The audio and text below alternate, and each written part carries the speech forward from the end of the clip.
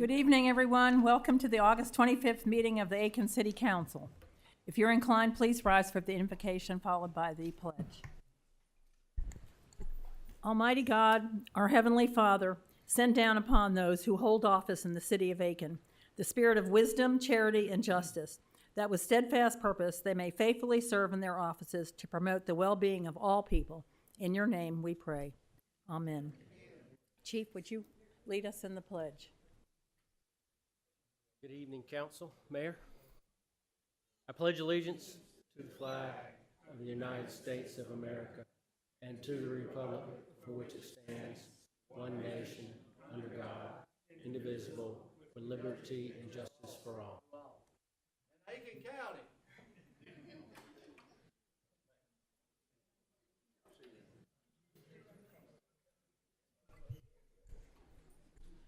Before the meeting begins, I will review the guidelines.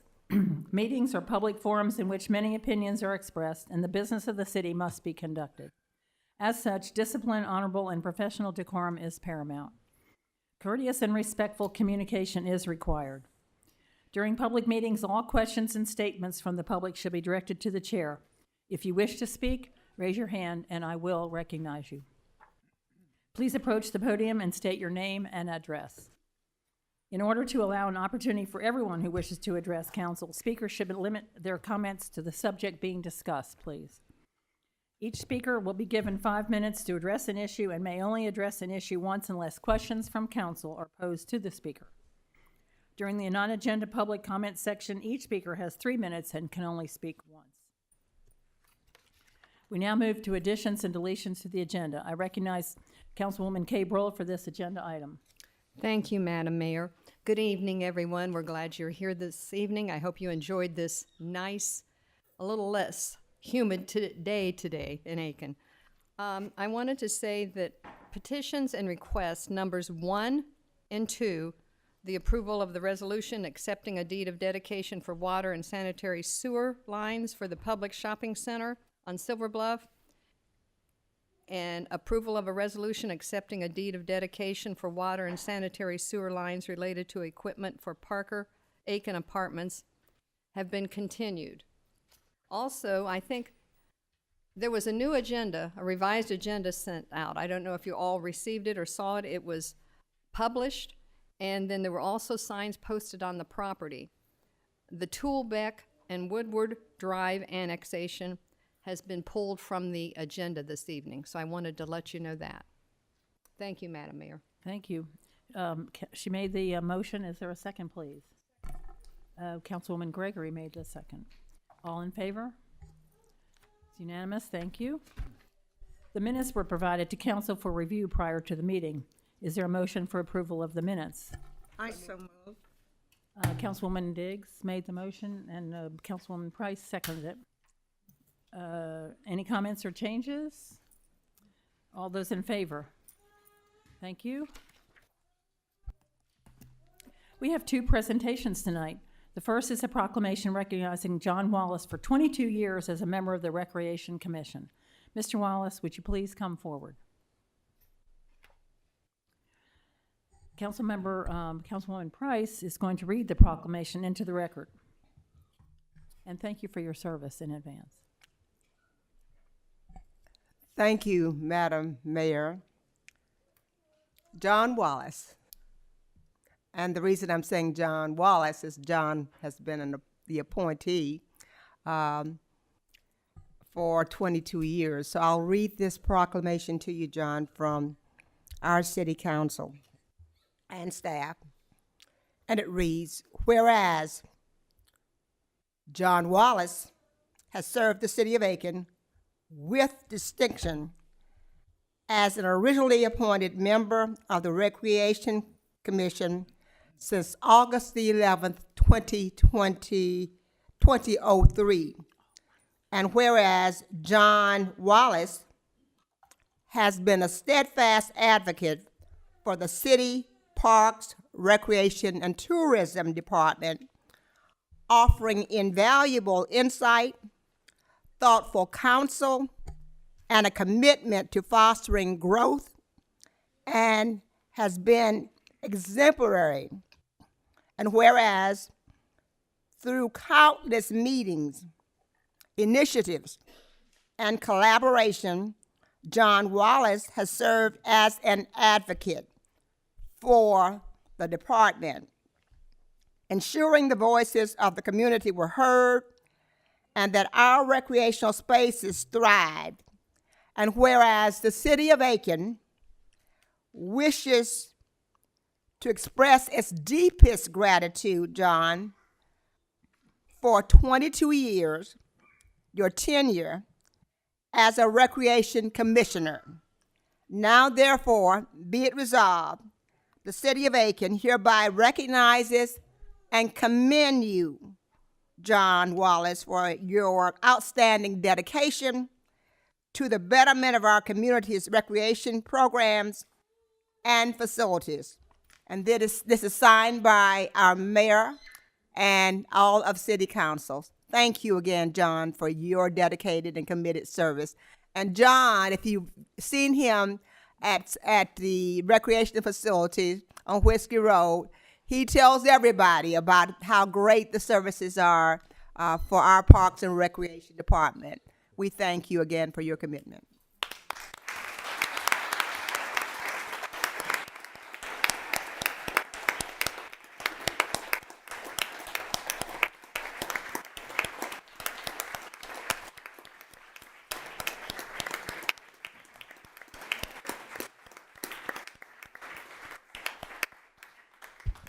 John, we're not going to let you walk away or run away. To you. Got it. Fair. Congratulations to you, and you want to hold that. Our director. Do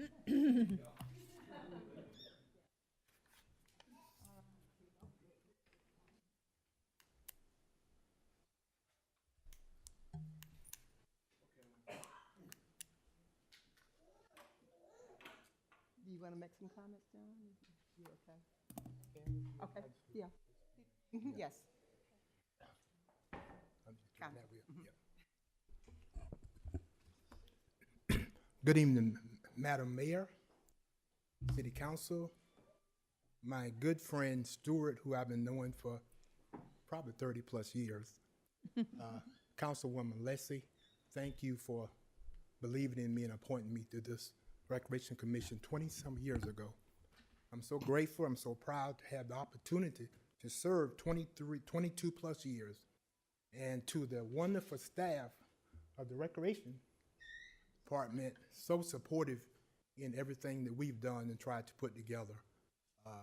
Jessica, Seth, Jeff, Brett, Bo, all of them, very supportive, just a great group of people to work with. And I have enjoyed it, and I appreciate it so much. Thank you, guys. Thank you again, Councilwoman Liz. Yes. Thank you.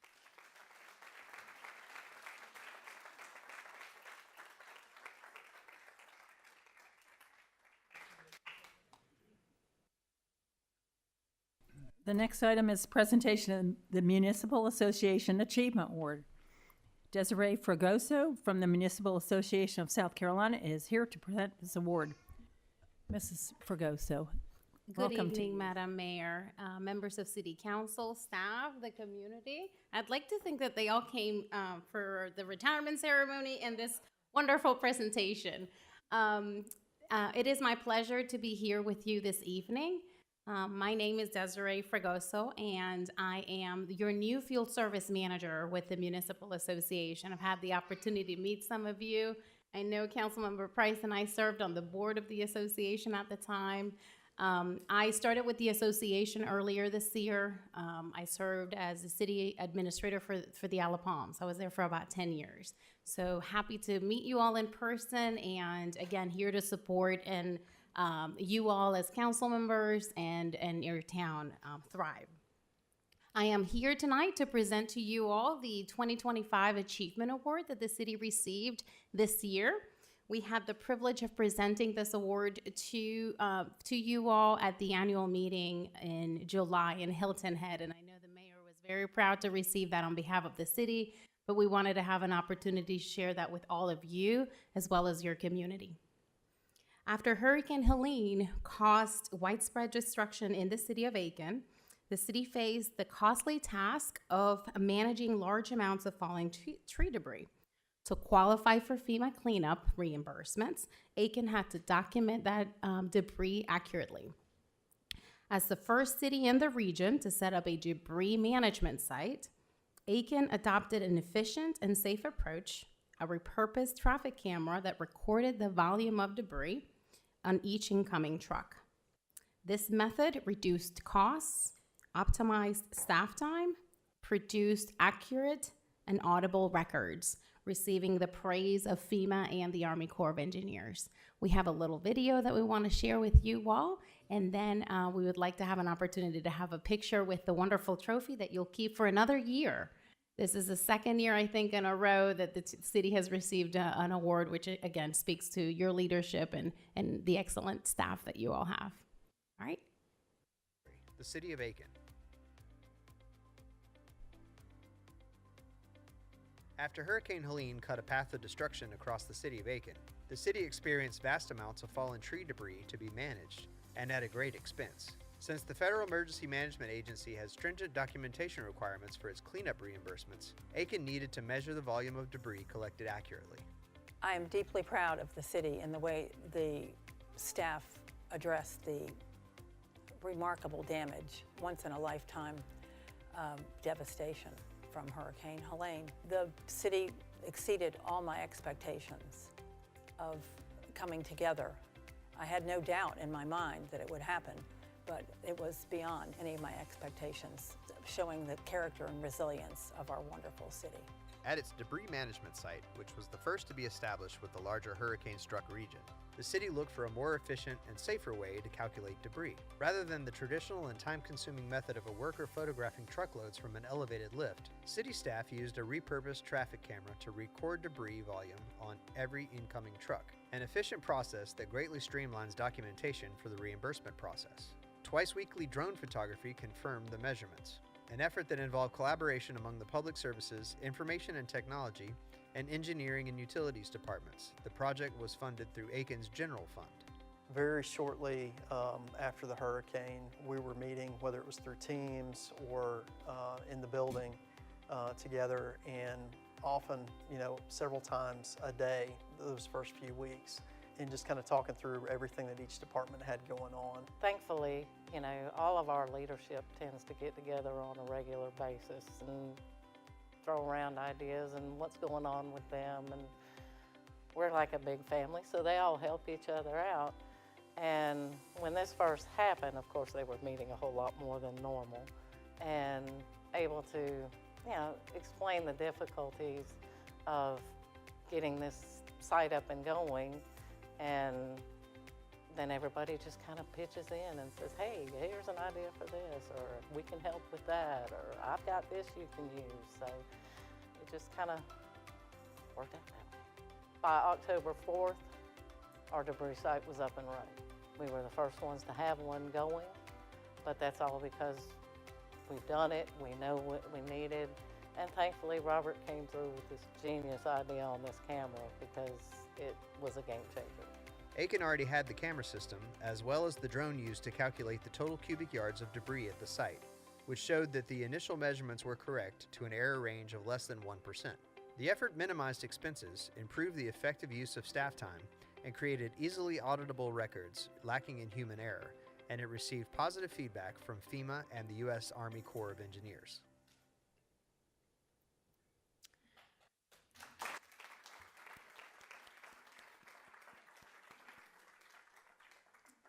Well, one purpose of this award program is to share with everybody in the state the innovative and creative ideas that our cities and towns are coming up with and inspire them in how they too can improve the quality of life in their community. Sometimes it doesn't take too much.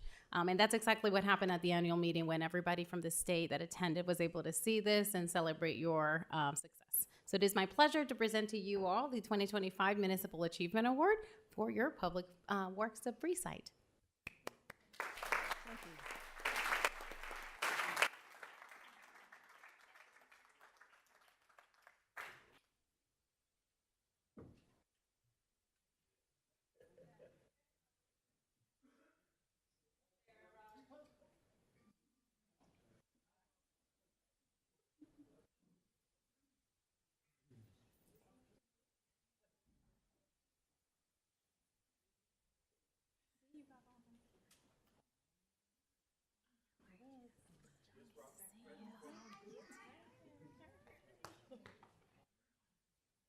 Sarah.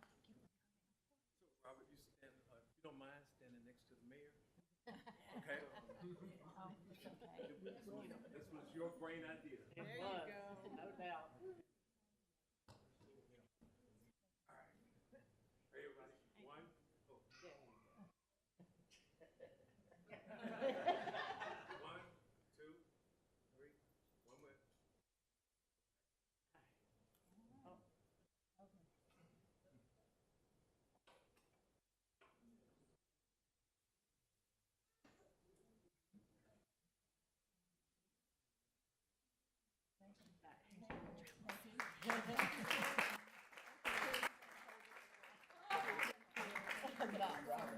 Good to see you. Appreciate it.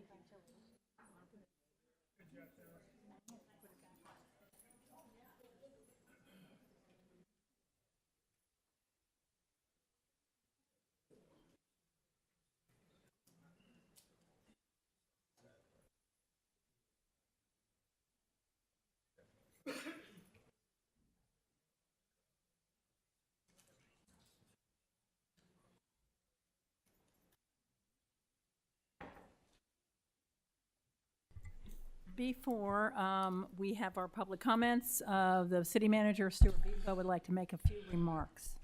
Thank you. First, I would like to just say, as it relates to what we just saw, how proud I am of our staff. As noted, the ingenuity. I know a lot of times our staff gets criticism, but I think they deserve all the credit. 3 times in 4 years being recognized, and the 22nd time since 1990. I think our community benefits from the best resource we have, which is our staff. Not perfect, but they love the community and work very hard.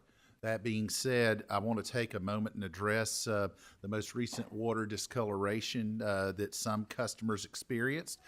We have asked our consultant, DCCM, to review the circumstances that led to this, but here's what we know. Occasionally, velocity in our lines can stir up naturally occurring mineral sediments and reside primarily iron and manganese in our cast iron lines. The presence of these minerals can cause temporary brown or yellowish colored water. We understand and acknowledge and agree that our customers' reluctance to drink this and use discolored water.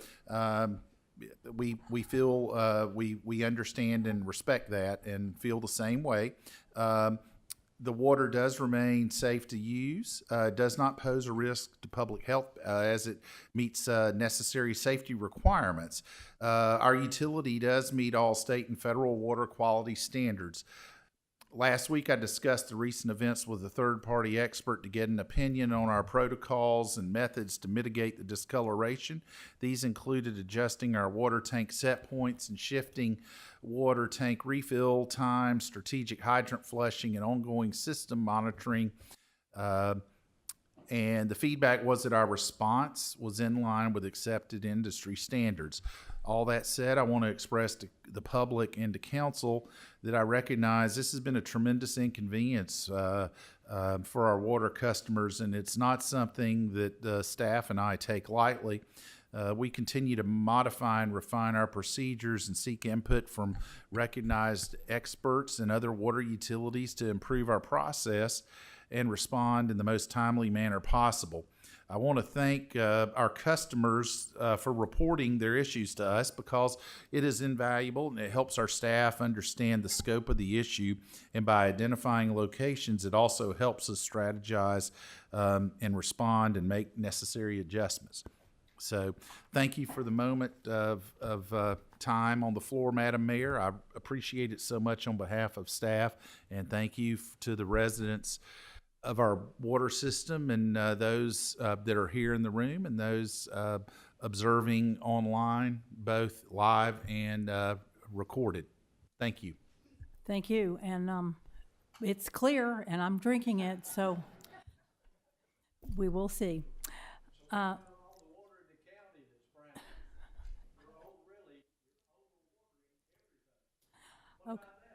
Okay, we will now open the floor to public comments on non-agenda items. Comments are limited to 3 minutes per speaker and for a total of 30 minutes.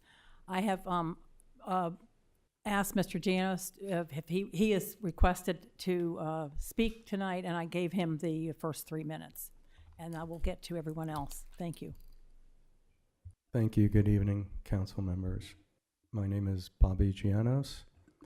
I'm here tonight because I own a significant tract of land in Montmorency, 380 acres.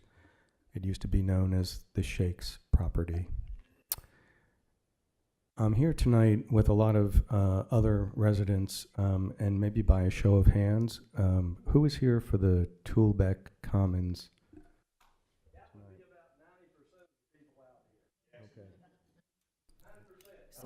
Okay. Thank you. Okay. Thank you. Thank you. This, Okay, let me continue. I want to thank Stuart and the good Lord for pulling an application, a first read off the agenda tonight, because it was going to be a different kind of meeting tonight, but instead it's a really great opportunity to have a different discussion. And the discussion I'd like to have tonight is about creative solutions around a decisive land use action. And so divisive that the Planning Commission on August 12th denied it, which puts the City Council in a very awkward position.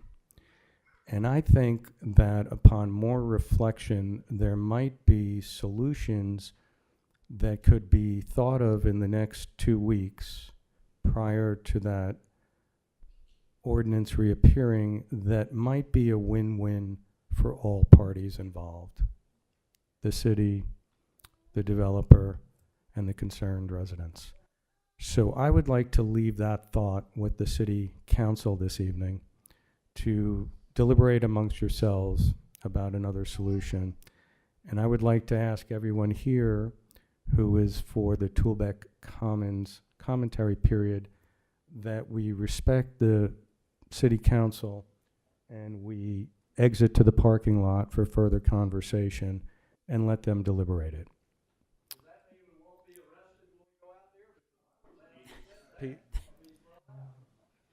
Okay. thank you. If that is okay with everybody, I would like to conclude my comments. Does anyone have any questions?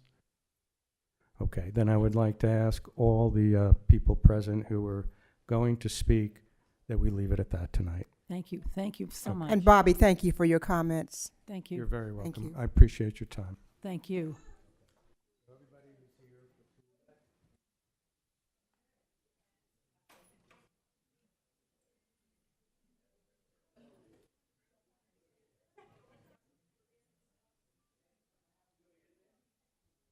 You're very welcome. Have a good rest of your meeting. Thank you.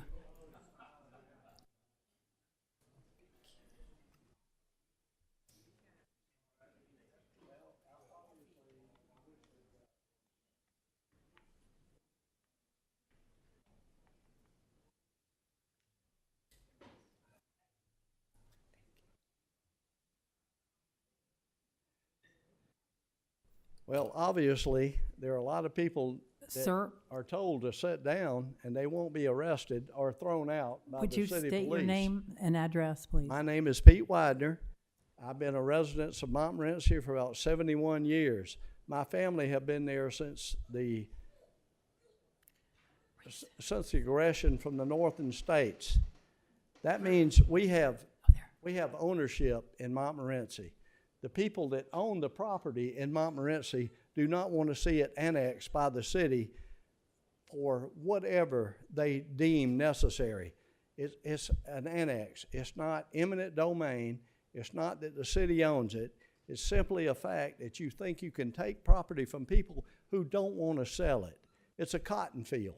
I picked cotton here when I was a little boy. My mother picked cotton when I was a little boy. All the people in Montmorency want to keep Montmorency pristine. And unfortunately, there are a lot of you folks, you could care less. I'm sure you couldn't because it's not coming to your neighborhood. We don't need Section 8 housing forced upon us in Montmorency. 71 years. 71 years, and I've never had an experience where I was broken into. In the past 5 years, 5 times, because the population is growing in our little town. We need to stop this blight that is taking place in Aiken. People come to Aiken from everywhere in the United States. They want to move here because Aiken is a great place to live. Downtown is so beautiful. It's so beautiful. Montmorency is a horse community. It's a farm community. You put Section 8 housing down there, and that's what will happen, just like Crosland Park and a lot of other places, and it will become a blight on Aiken that the taxpayers have to be responsible for. So it needs to be stopped. Aiken does not need to exceed its city limits. It needs to be pulled back. Montmorency was incorporated in 1897 into the little town of Montmorency. The fire limits go all the way to the property that the city is trying to annex right now. Right now. There's so much history back there, and I'm sure a lot of you people could care less. You know, maybe it's a tax thing, maybe it's an under-the-table bank account for anybody that wants to contribute to a contractor or developer that wants to put inadequate infrastructure in. I've worked for the city of Aiken for almost 40 years. I've seen so much no account taking place, it's beyond belief. Contractors, developers, my friends, are only interested in their bank account. They're not interested in a town 20 years from now, 15 years from now. These guys right here, they're overworked and underpaid. You put 150 houses out there in that cotton field, they're going to have to hire about 25 more of these guys. Thank you, sir. Your 3 minutes are up. Appreciate it. You're welcome. Thank you. Thank you.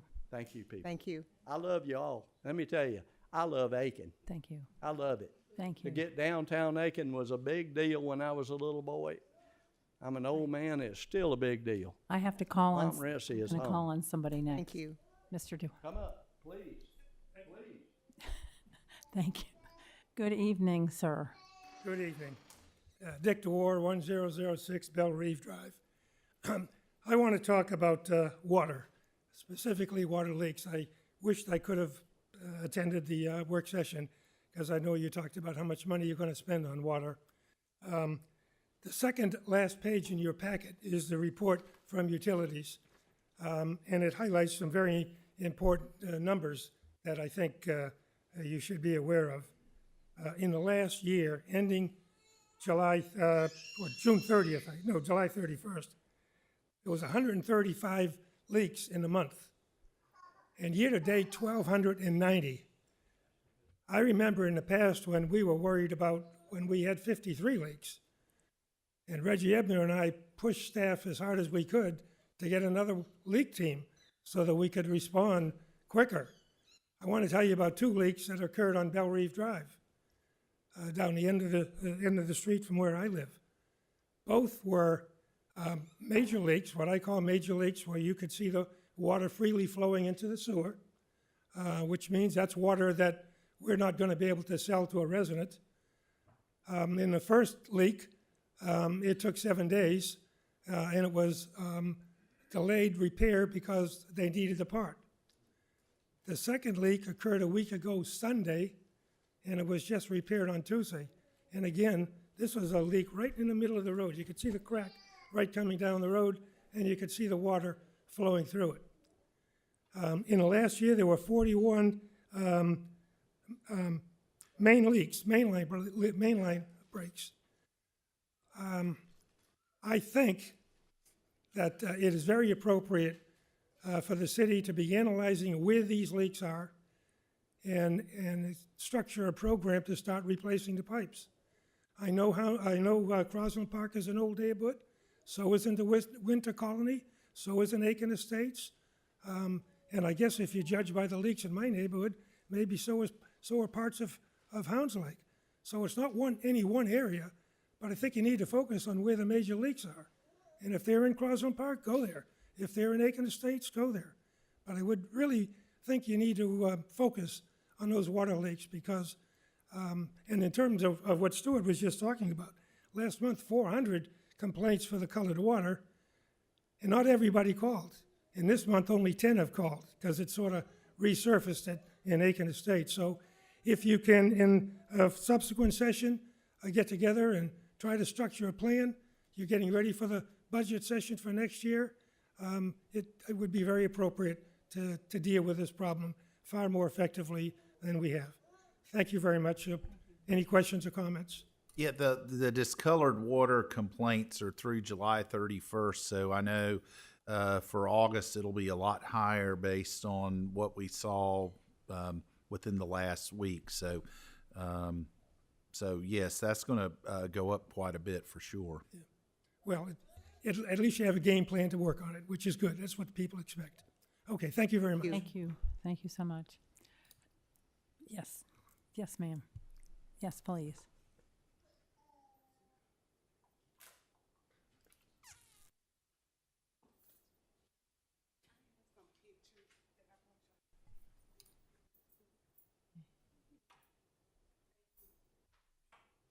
Good evening. My name is Sierra Simpkins. I'm 27. I have 4 children, and I reside at 822 Apartment D, Paces Runs. I wanted to address my concerns and issues for me and my fellow residents. From those pictures, the concern still remains unheard. We have been dealing with faulty wiring, falling ceilings, broken floors, plumbing and sewer issues, no heat in the air, anything. And we've been trying to get it fixed, but it's not like our voices are going to hurt. I just ask that y'all just imagine trying to raise y'all children in unsafe conditions where you never know when a roof is going to collapse on your head, but you are knowing that you are trying to do your best to take care of your children. I just ask that y'all hear our voices because we deserve dignity, we deserve to be heard, and we deserve safety and health. When will it potentially cost one of us our lives or a sickness that we cannot control? We are experiencing mold and peeling tubs, all kind of situations, and this is our home. I just want to ask y'all, would y'all live like that? Would y'all let y'all family live in that kind of situation? So I just ask that y'all open y'all hearts and y'all minds to take in help or listen if it's valuable to your heart. And that's all that I wanted to say today. Thank you for listening. God bless. Thank you.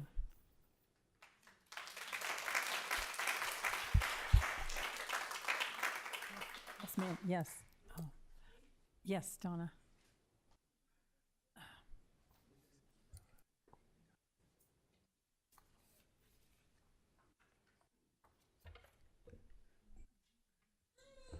Good evening, Madam Mayor, City Council, staff.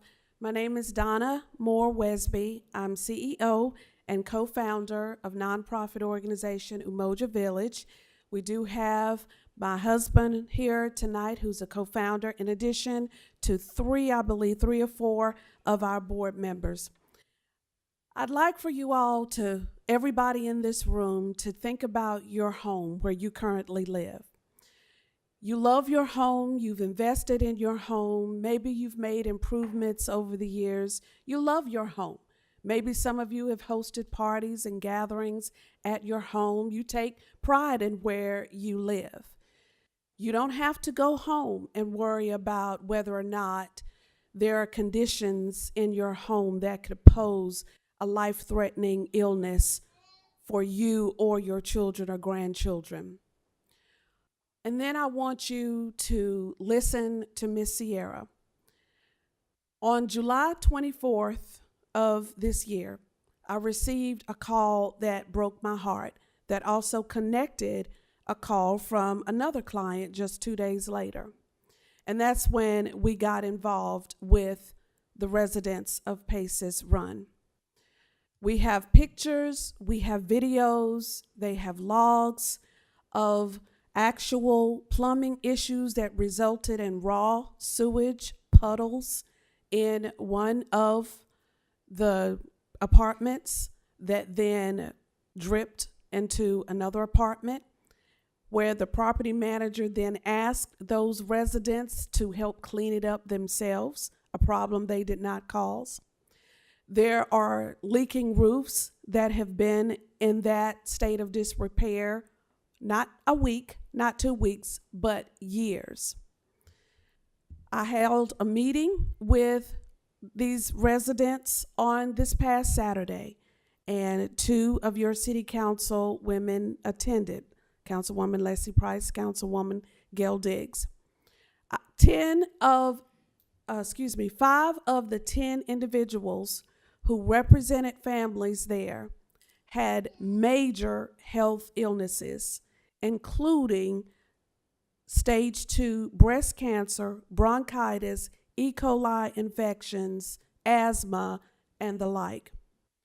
After I called code enforcement and of the city of Aiken and talked with them twice, I was informed that no one actually looked at whether or not Paces Run management and owners did anything, but they took their word.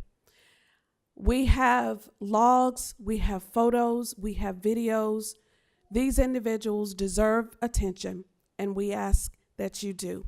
Thank you so much for listening. Thank you. Yes, and I also have a letter from a tenant who had to work this evening.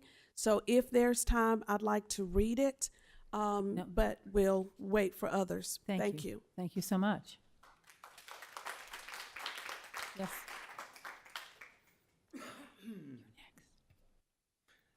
Good evening, Mayor. Good evening. City Council, Pastor Kurt, 114 Brewster Way, Aiken, South Carolina. My throat's a little dry tonight. It's been a long day. We got another gentleman off the street, took him to rehab up in Greer, South Carolina today. So that's a positive. A couple more positives. We've been able to move 3 families into apartments. They're all working, so that's an amazing thing. So we're starting to really get things going here. 4 more IDs. Tomorrow we have what they call the Convoy of Hope. It's a 18-wheeler that's coming in, and we've got 17 different organizations that are coming to pick up stuff off this truck. There's over 29,000 pounds of foodstuffs, paper stuffs that we're going to be delivering to these organizations that they can pass out to their people. So we're making progress in the city. We still have too many people out there. Like I say, if you see them, contact me. I'll come and talk to them. We'll see what we can do about getting them started on the track to be a productive person. So that's all my report tonight. Like I said, it's been a long day. Yes, ma'am. Pastor Johnson, I was just curious. There's a house on the corner of Hampton and Tool Hill, okay. 2-story house that had several people in it. Okay. And they were paying rent. And recently, those people have had to leave the premises. I understand that whoever they were paying the money for rent was not paying the person that they were leasing from. Mm-hmm. So all of those people that were housed in that particular structure, yes, ma'am, had to just get out at last minute's notice. Contact me tomorrow. Are you affiliated with that group? We can see what we can do. Contact me tomorrow, and we will definitely be working on that. Well, I don't even know where they are now. I think some of them went to If the you can- Salvation Army. Well, just, if you know who they were, Yes. you can just let me know, and I'll start doing our investigation also. Sounds good. Thank you. Thank you, Thank you. Pastor. Thank you so much, Kurt. Yes.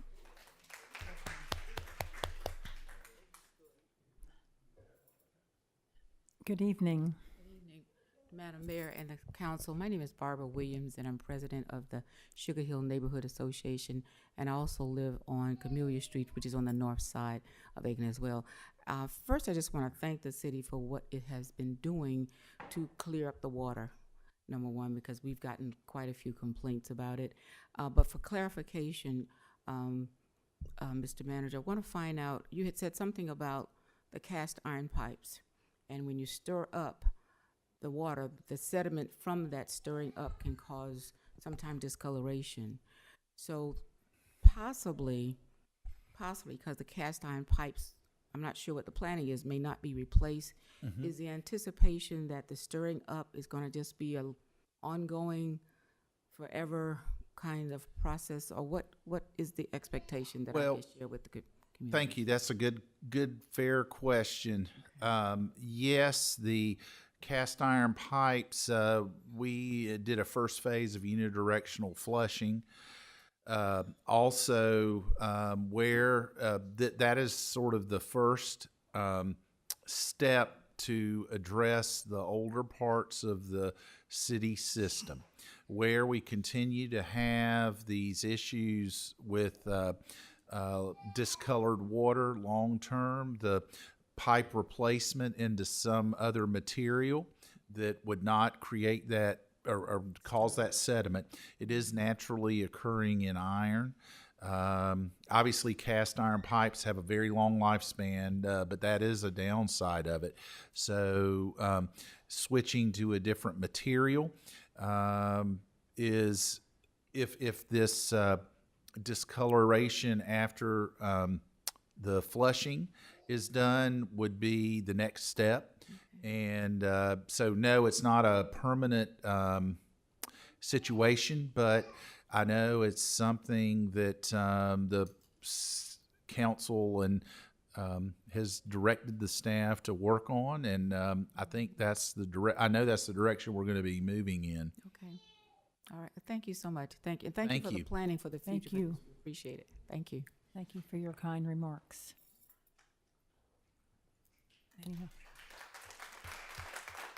Anyone else? Yes, sir. Yes. Good evening.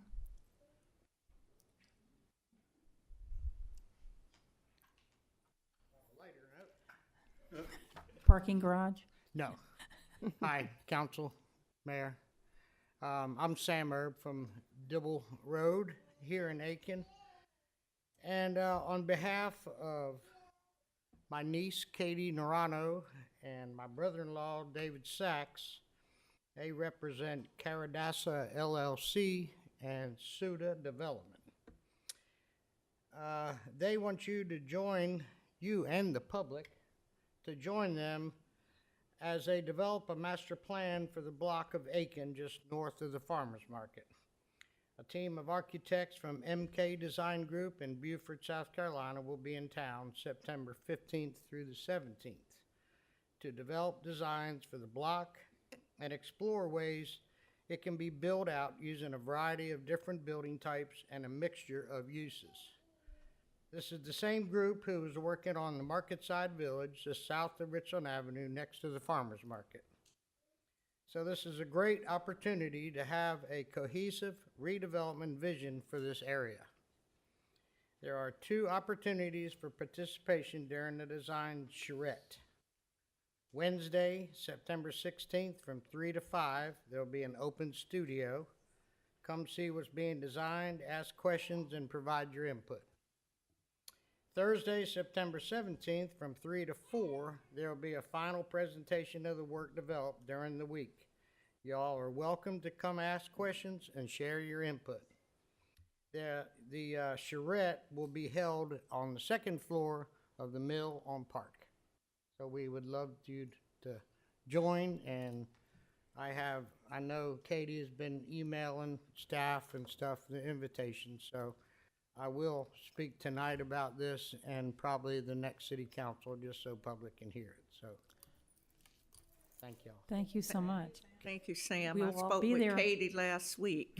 Yeah. And let her know that I would drop by one of the sessions. Good. So I'm Thank y'all. glad she's reaching Sounds out. good. Okay. Thank you. Oh, Um, she's already spoken. Clark. Anyone else out there? Clark McCants. Clark. Oh, I'm sorry. Come on. You, and then,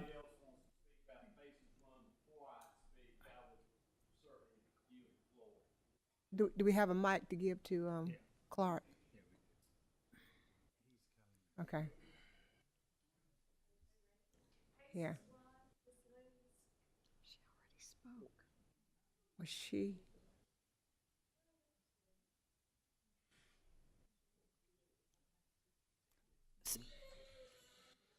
Mr. McCants is gonna speak.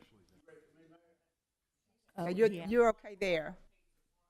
She's gonna speak back there first then.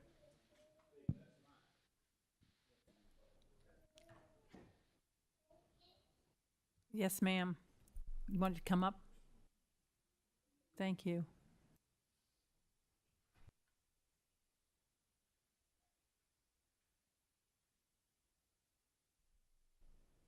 How you doing? Hi. Hi. My name is Joaquima Smith. I stay in Payson Run 820B, and I'm 27 years old. I have a 3-year-old son. Sorry, I'm nervous. That's all right. And this is my apartment. My son, he has asthma, bronchitis, and he's been in the hospital for moles in my apartment. And it's been like that probably 2 years. And that's it. Thank you. Thank you. Thank you for sharing that, Martina.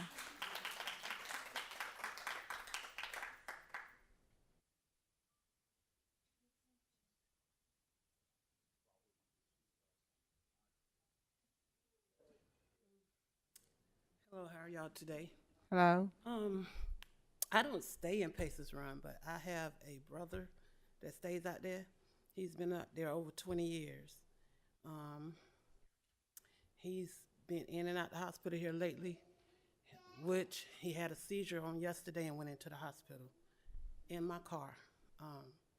He can't breathe. He can't do anything. His roof, y'all may recall a couple of years ago, a girl fell through his roof on top of him in the bathroom and her legs was dangling on top of him. That's like 8-10 years ago, somewhere around in there. Can't remember. But I'm here to represent him because he's not here to speak. He said he's ready to get out of there. He's on a based income. It's going to be hard for him. And my girls stay out there. And one of my daughters has been in the hospital being septic from being in an apartment with mold. She had E. coli, a number of things. But I was just wanted to step up and represent my brother and my girls. Something got to be done. It's just, if y'all go out there and look, you wouldn't believe it. Thank you. Okay, and Mr. McCants, does he have Clerk, do you have a microphone? Oh, there we go. And he will be our last. He'll be our last speaker that we have time for.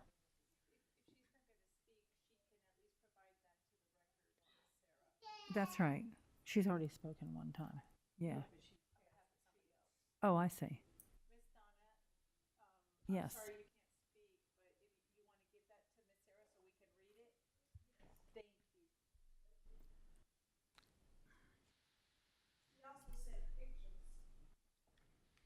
Thank you. Hello?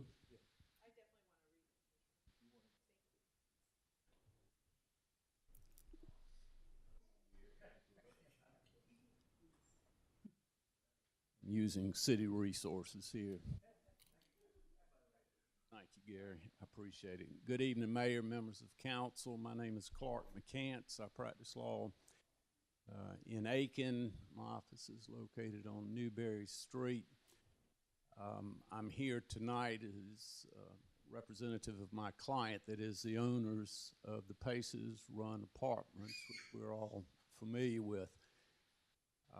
Contrary to the gentleman from Montmorency that spoke earlier, I believe that what he described as Section 8 housing in perhaps a stigmatized way is an essential function of government in this country and in this community. And I am proud to let you know that my client who owns Paces Run, I believe, is one of the better companies that we've represented over the years that has provided this type of housing to individuals who need help with it. We've represented 3 or 4 companies in that regard, and there are struggles that occur on a day-to-day basis with maintaining the level of proper housing that I know this council, the United States government, and other governments expect us to do as a private company to provide suitable and comfortable housing for individuals. Mr. Biedenbow alerted me this morning that there were going to be individuals appearing before you this evening and expressing complaints about the conditions of apartments at Paces Run. I contacted my client, and frankly, I'm going to try to make sure that I don't display an emotion, whatnot, but my client was frankly taken quite aback at that. And feels like to some degree they have been caught off guard with regard to residents and other individuals coming before you this evening and expressing these concerns without being given an opportunity to address them beforehand. And in that regard, what I will share with you, and you've got it before you, is a letter that I wrote to Ms. Donna Westby Moore back at the end of July, inviting her, if she was going to represent residents or other individuals that lived at Paces Run, to come directly to me and express those concerns. I asked it to be done in writing only because the United States Department of Housing and Urban Development requires that. And it's not too much to ask for a resident who is receiving help with housing to put forth in writing clearly what their complaints are. I have found over the years the principal problem with regard to any type of leasehold is communication. And we can't communicate unless we know what to deal with. And I am taking time on behalf of my client this evening to come before you and tell you we need to communicate. Thank and you. I will stand by to make myself available. Thank you, Mayor. Thank you so much. Okay, this now concludes our Can I first. ask, Oh, yes. Mr. McClance Sure. a question? Clark, is it possible to set up a meeting with your client and the residents and let him take a look at some of the pictures that they have brought with them tonight and see what kind of, or how they can complete these repairs or start these repairs to the units?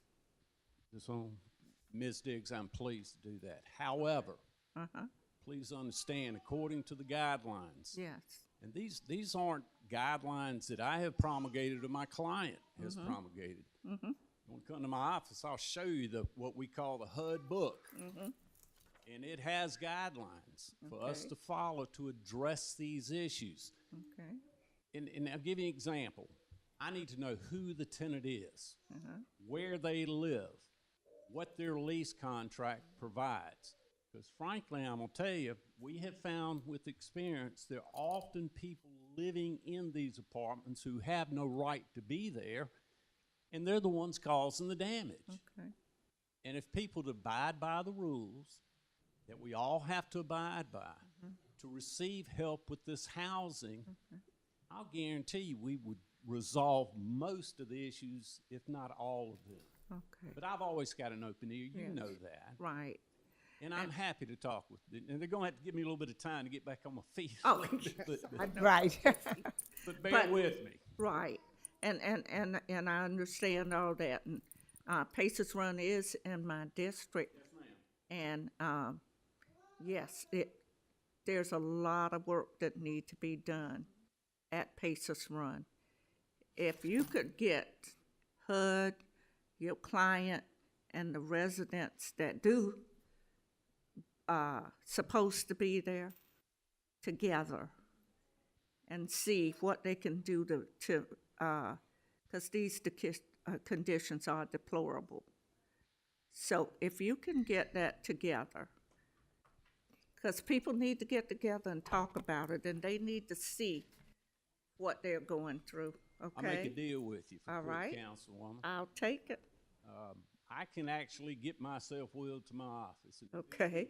Get me through this week. Yes. If they want to call my office, and my son, Clark IV, is here, he practices law with me. Okay. He can field these calls. Okay. And I'm happy to sit down with anybody who wants to come Okay. sit down with me that's on the lease agreement. Yes. Bring me pictures, bring me concerns, and I will talk with them. Okay.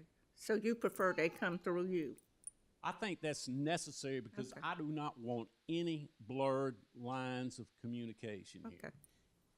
I think that's the key, unless Okay. anybody else believes we should do it otherwise. It's just a matter of complying with, I think, the law and the regulations. Okay. Thank you. Hope that's helpful. Thank you for your Thank you. time. Thank you for coming tonight. We're finished with our 30 minutes of speaking. So we were, Madam Mayor, Madam Mayor, I have a comment to make, and this is largely to the residents of the facility. I listened to you. I'm sorry I wasn't able to stay the full time, but I listened to you express your concerns. And then we're listening tonight at your concerns. How many of you have, this is your first time in council chambers? I applaud you for coming out and sharing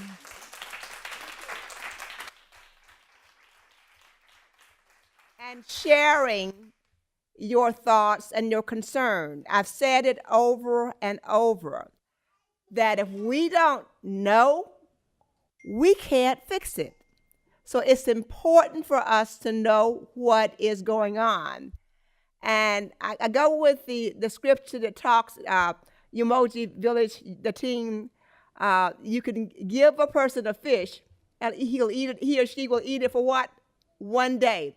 You teach them how to fish, you teach them how to have a voice, and they'll have that for a lifetime.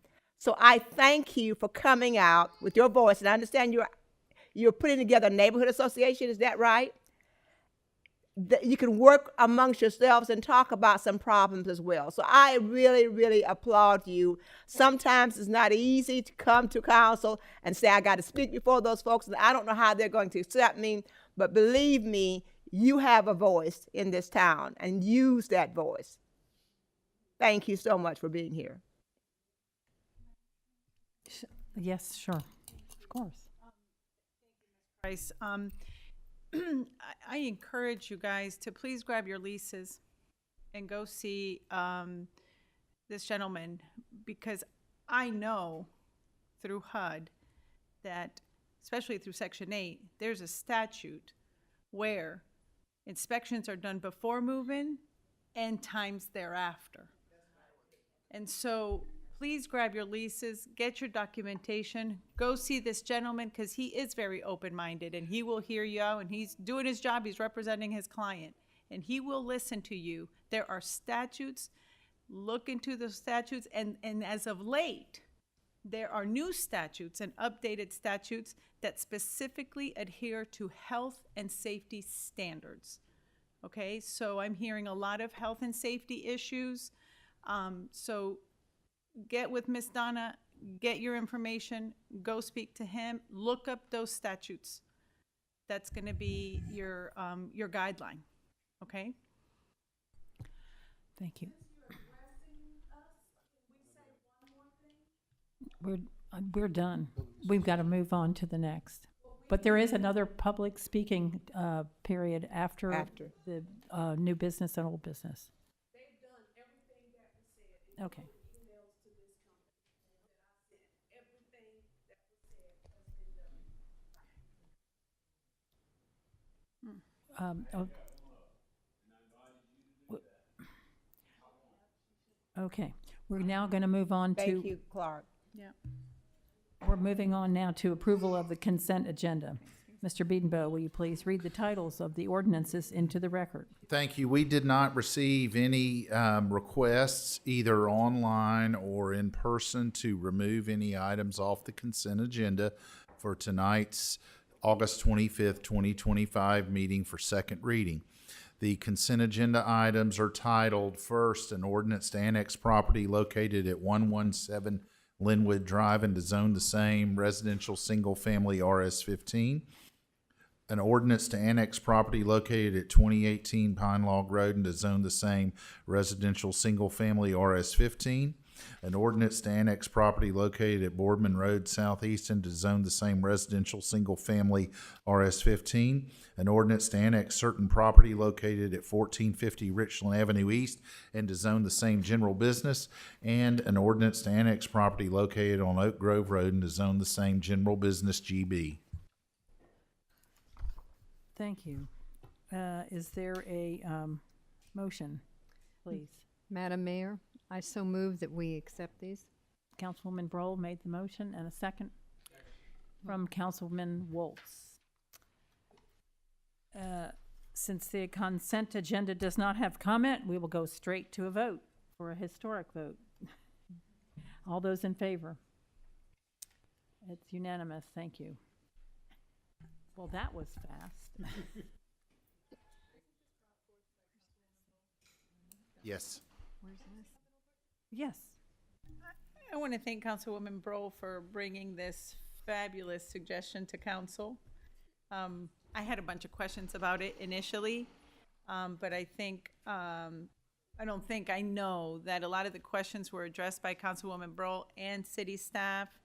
And my biggest thing was communication to the community, which has been going out to really educate and notify on how this works. And it really is more efficient and just a great approach. So thank you. Thank you. We now have approval and discussion of appointees to various city boards, committees, and commissions. Mr. Beedenbow. Thank you. We have the following: reappointment of Gary Yount to the Community Development Committee, Victor Tice to the Recreation Committee, and Carolyn Gwynn to the Arts Commission. Thank you. Is there a motion to approve these, accept these nominations? I so move. Councilwoman Gregory made the motion, and Councilwoman Diggs seconded. Comments from the public? Comments from council? All those in favor? It's unanimous. Thank you. Are there any nominations to consider at our next meeting? Yes, Madam Mayor, I would like to reappoint Lori Comshaw to the Recreation Commission. Thank you. Anyone else? Yes. Madam Mayor, I would like to reappoint Kathy Heath to the Senior Commission. Okay. All right. Next, we have second. Oh, sorry, I didn't hear you. And I would like to reappoint Wendy Hirsch to the Arts Commission. Okay. Next, we have second reading and public hearing of an ordinance authorizing the city of Aiken to waive its right of first refusal to property in Vereen's Industrial Park owned by Avera Management Services, LLC. Mr. Beedenbow. Thank you. An ordinance, this is entitled an ordinance authorizing the city of Aiken to waive its right of first refusal in the property owned by Avara Management Services, LLC, and located in the Vereen's Industrial Park. This is this facility, formerly known as Aiken Airport Industrial Park, The parcels in question are 3 in size, 44.4 acres. 2 parcels are unimproved, and 1 parcel contains a building that was used for pharmaceutical manufacturing. The current owner, Avara Management Services, would like to sell the property to Nicotine Plus LLC. Per the deeds and the restrictions to the property, the city of Aiken, as it is our industrial park, has the right of first refusal to repurchase this property if the current owner desires to sell. What we are considering tonight is an ordinance to waive that, so Avara can sell the property to the proposed purchaser, Nicotine Plus LLC. At our August 11th meeting, questions were asked and comments were made about the proposed use of manufacturing liquid nicotine for use in various products. The zoning allows for this use, and again, what we're contemplating tonight only involves our right, exercising our right to repurchase this property from the owner of Avara Management Services LLC. So that is what is before council this evening, is second reading of an ordinance to waive our right of first refusal to repurchase the property. Thank you. Thank you. Do I have a motion, please, to waive? Madam Mayor, I so move. Councilwoman Broll made the motion, and a second from, sorry. Councilwoman Diggs makes a second motion. Any comments from the public? Comments from council? All those in favor? The motion passed. Next is second reading and public hearing of an ordinance for signage waivers. Oh, no, that's not right, is it? That is. It is? Okay. Signage waivers for the public shopping center on Silver Bluff Road. Mr. Beanville. Thank you. This is an ordinance amending the concept plan for property located at the intersection of Village Green Boulevard and Silver Bluff Road. The applicant, which is a signage company, is requesting waivers for the public shopping center that's being constructed at that intersection, which does the waiver would exempt them from, in the zoning ordinance, 1 freestanding sign per lot, and limiting the signage to 50 square feet. The applicant is proposing that the primary shopping center sign be on Silver Bluff Road with an additional freestanding sign on Village Green Boulevard. This is the only element of the concept plan, no elements of the previously approved concept plan are changing. It is just a waiver to the ordinance for signage. And council heard this on first reading at the August 11th meeting, and it is before you for second reading this evening, Madam Mayor and Council. Thank you. Thank you so much. Is there a motion to pass this? So moved, Mayor. Councilwoman Gregory and Councilwoman Diggs second the motion. Any comments from the public? Comments from council? All those in favor? Thank you. Motion's passed. Next, Councilman Waltz will recuse himself because we have second reading and public hearing of an amendment to the city's business license ordinance. Mr. Beedenbow. Thank you. This is an ordinance amending the business license ordinance of the City of Aiken to update the class schedule as required by Act 176 of 2020. Via that act, we are required every 2 years to amend and update our business licensing tax schedule by December 31st of every odd-numbered year. And this will allow us to update the business license ordinance for the year that begins May 1st, 2026 and runs through April 30th, 2027. We are required to amend the business license class schedule in Appendix B. which is noted as Exhibit A. And then, of course, we have Appendix A, which is Exhibit B, which is recommending a 5 cents per $1,000 or fraction thereof rate and the gross receipts for revenue neutrality. Because by doing this, the IRS publishes the NAICS codes, the North American Industry Classification Code, which some businesses see their NAICS codes change. So this ordinance is before council this evening for second reading, Madam Mayor and Council. Thank you for that. Is there a motion to? I so move, Madam Mayor. Councilwoman Broll made the motion, and a second from Councilwoman Price. Comments from the public?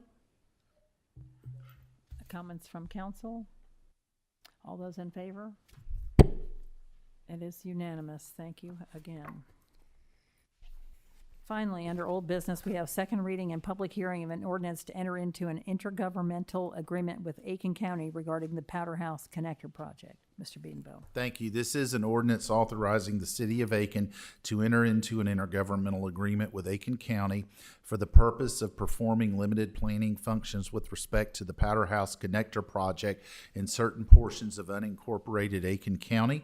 As we move forward with our second phase, we have timelines tied to funding, and Aiken County recognizes those timelines, and Aiken County, like the city of Aiken, operates under sort of akin to a first come, first served from an application standpoint.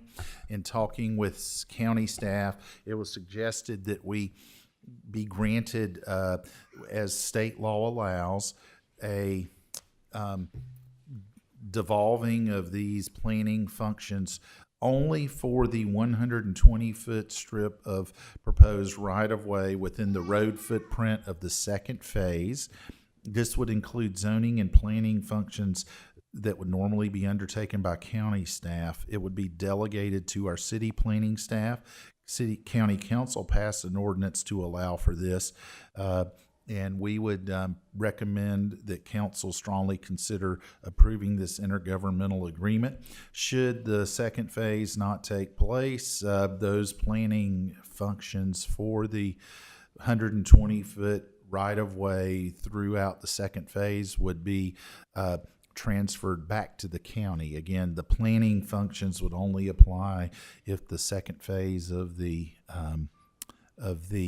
road is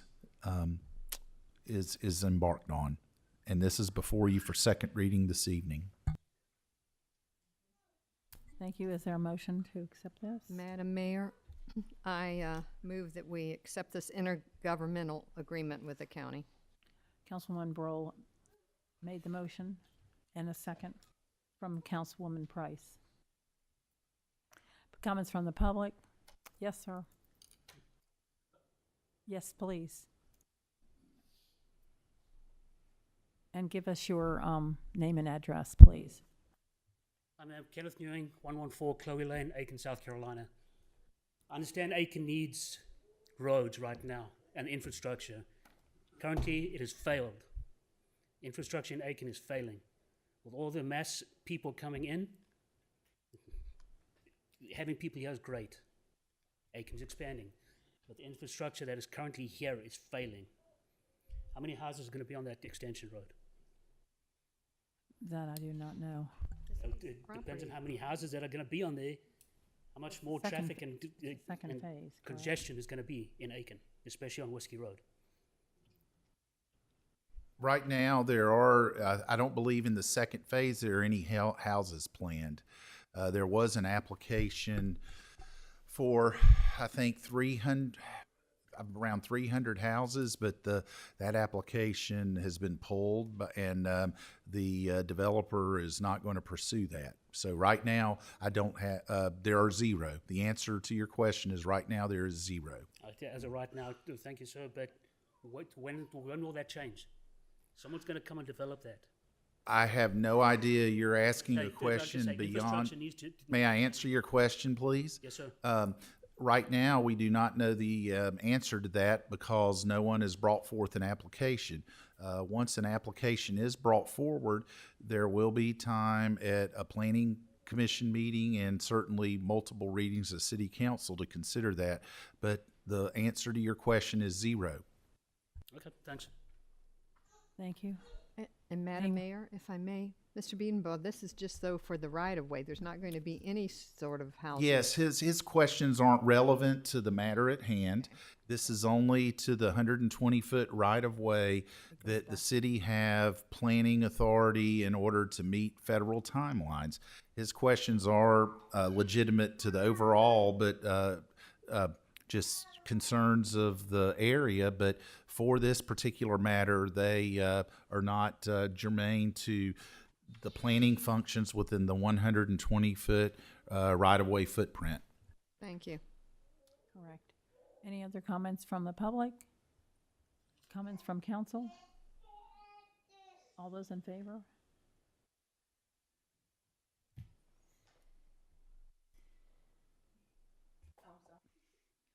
The motion passed. Thank you. We now move to new business. Since we have continued 2 petitions and requests, we have only 1 item tonight. And the first item is first reading and public hearing of an ordinance to annex 2912 Catawba Street Northwest and zone it RS15, residential single family. Mr. Beaton. Thank you. This is an ordinance to annex property located at 2912 Catawba Street and to zone the same residential single family RS15. This is for property approximately 0.21 of an acre. The recommended zoning is consistent with surrounding properties. Those present at the Planning Commission at their August 12th meeting unanimously recommended annexation and zoning to RS15. Should this pass unanimously tonight by City Council, we will place this item on the consent agenda for September 8th. Madam Mayor and Council. Thank you. Is there a motion for this?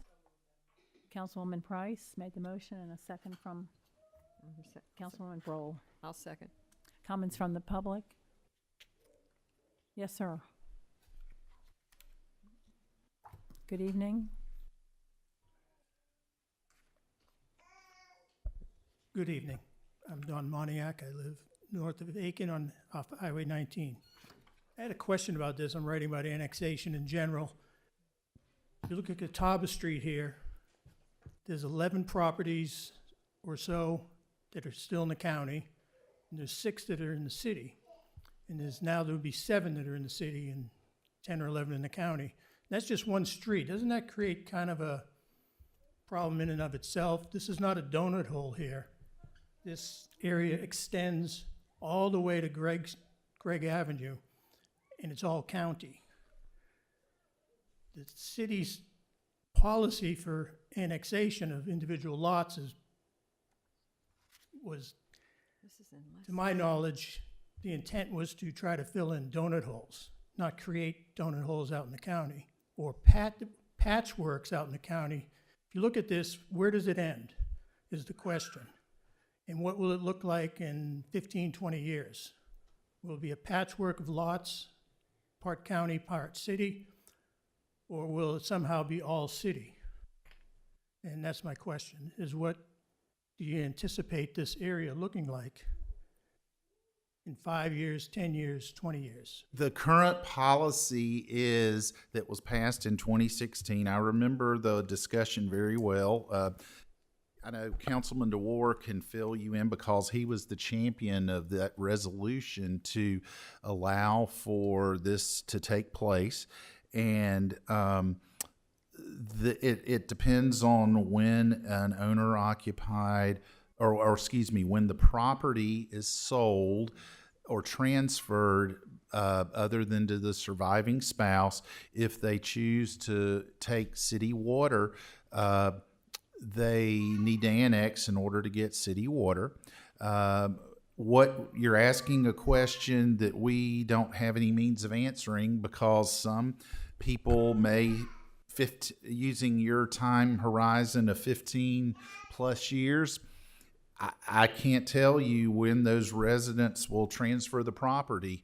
but the resolution from 2016 is, the ordinance from 2016 is what we use.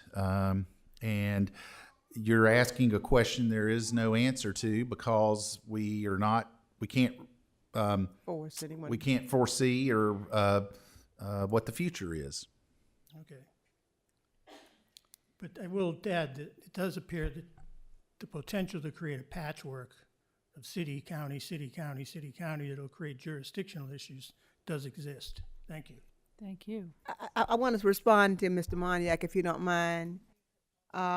It does create confusion, but the issues that I hear is that you have individuals that do not want to pay city and county taxes. I know you've heard that already. Mm-hmm.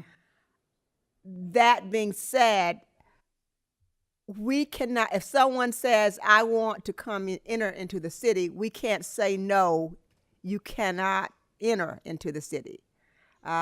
They're requesting to come because some feel that their rates, if they're paying double rates, if they enter the city, their rates may and benefits may reduce in terms of public safety, alert, those kinds of things. And that's why some of these folks is requesting to enter into the city rather than just remaining in the county.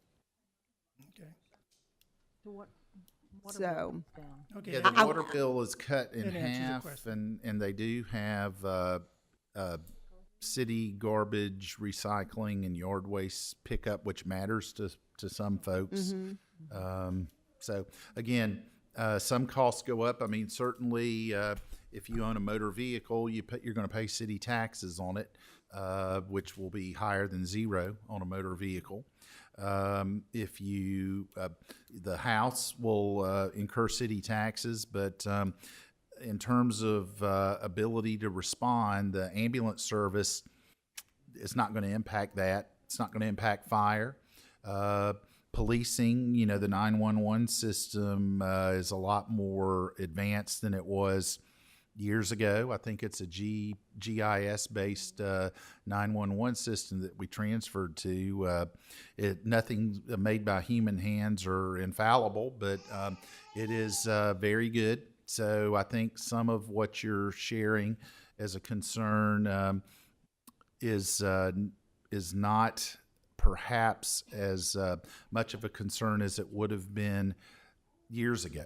But again, the main thing is this is something that is advertised. I know I'm very appreciative to the Board of Realtors. They're aware of the policy and have been for a number of years. And while I can't guarantee every realtor will share that with property owners, I think most of them do, because I haven't heard or I know early on I would get some concerns from individuals who found out about this and their realtor, they felt like let them down. But again, it'll be an interesting article once you publish it. Thank you. Let me just say that we'd love to see these residents come into the city limits, but we can't force them to do that. So, thank you. Any more comments from the public? Yes, Peggy.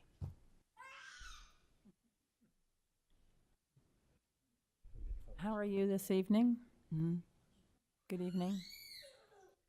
I'm Peggy Elgin, and I live at 161 Winged Elm Circle. And then my question is just, is this land vacant now? I mean, what's on this land? Homes. It's an improved piece of property with a residential property. It's an existing home. It's an existing home, so its zoning is what? Well, if it is annexed, I don't know what the county zoning is residential single-family conservation. If it is zoned, annexed into the city, it will be zoned residential single-family RS-15, which is consistent with surrounding city zoning.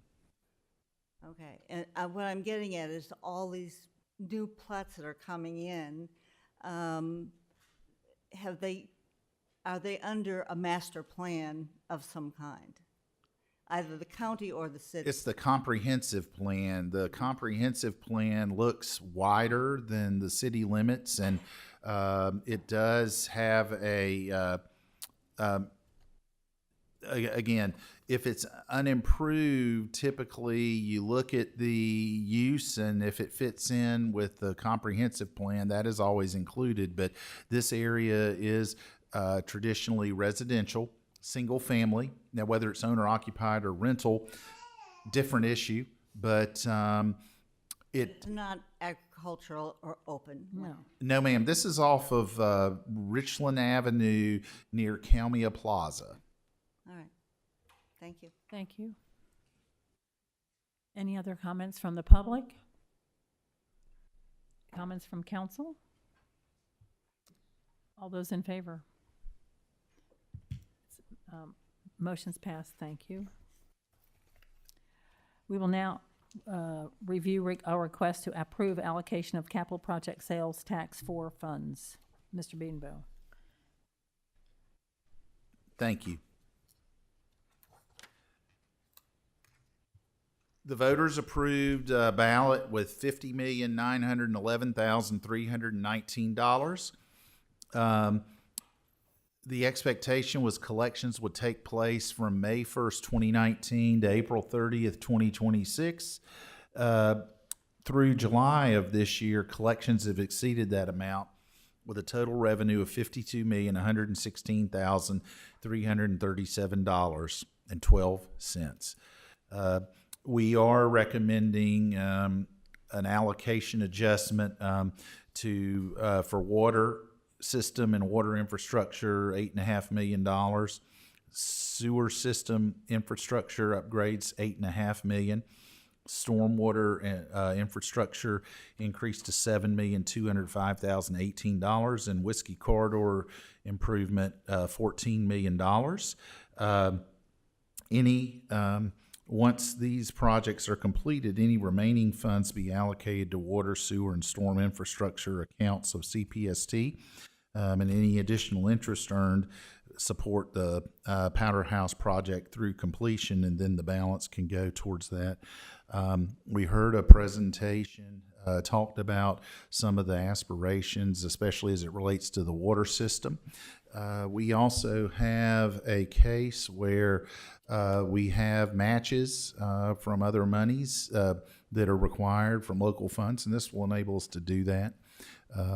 Again, we are still collecting on CPST 4. The county may choose to stop collecting on that before April 30th and can begin collecting CPST 5 if they choose, or they may let this roll on through April 30th. We don't know yet. All we know is, as it relates to the timeline, that this CPST 4 collections will sunset no later than April 30th, 2026. And this is before council for consideration this evening, Madam Mayor. Thank you so much. Is there a motion to approve the allocation? So moved, Mayor. Councilwoman Gregory made the motion. I second, Madam Mayor. Second from Councilwoman Brohl. Any comments from the public? Comments from council? All those in favor? Unanimous, thank you. Our final item under petitions and requests is approval of a memorandum of understanding with the Aiken Center regarding the opioid settlement funding partnership. Mr. Beedenbow. Thank you. We have funds from the Opioid Recovery Fund Board, SCORF, South Carolina Opioid Recovery Fund. It was created by state legislation to distribute funds in accordance with the terms and settlement agreements with opioid legislation. It is distributed by the SCORF Board to help address and remediate the impact of opioids epidemic in South Carolina.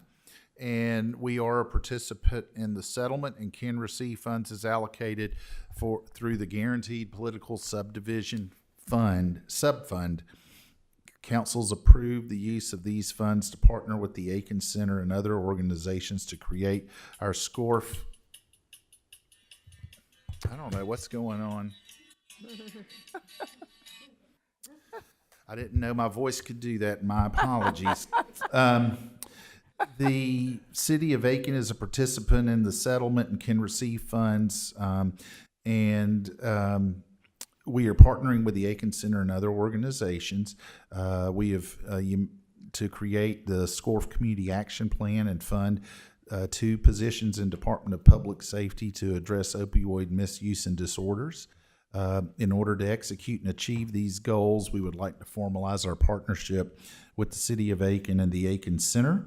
The center will create and staff a steering committee consisting of 1 or 2 staff members to help guide the use of funds to meet the goals in the Community Action Plan. And this memorandum of understanding is before you this evening, Madam Mayor and Council. Thank you. Do we have a motion for approval? I so move. Councilwoman Diggs made the motion. Second? A second from Councilwoman Gregory. Comments from the public? Comments from council? Madam Mayor. Oh, sorry. Okay. Oh, yes. Thank you. Yes. Margaret, I have one. Too fast. Madam Mayor, if I may. Come right up. Hey, how are you doing, Margaret? Excellent, thank you. In doing this, it says there's going to be 2 positions funded with the Aiken Department of Safety, correct? You already have those. Those are already done. You've just Okay. recently hired, yes. And then in the next paragraph, it talks about us working together. And the Aiken Center will create and staff a countywide steering committee, and there will be 1 or 2 staff members that will be on that committee. Is that correct? We've hired through county government money, the SCORF money from, actually Rebecca Summer is here, who is just recently, she's going to be leading as the county's opioid abatement and prevention coordinator.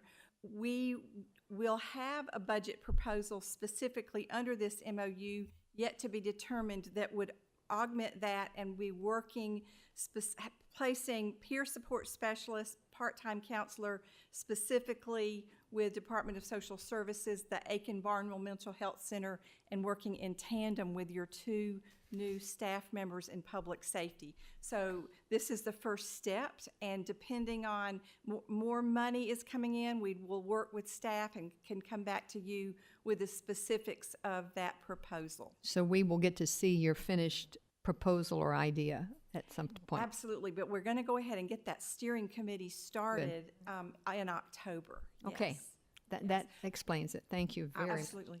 I was going to ask who the other partners were, but you already mentioned those. So you already answered my question. Thank you.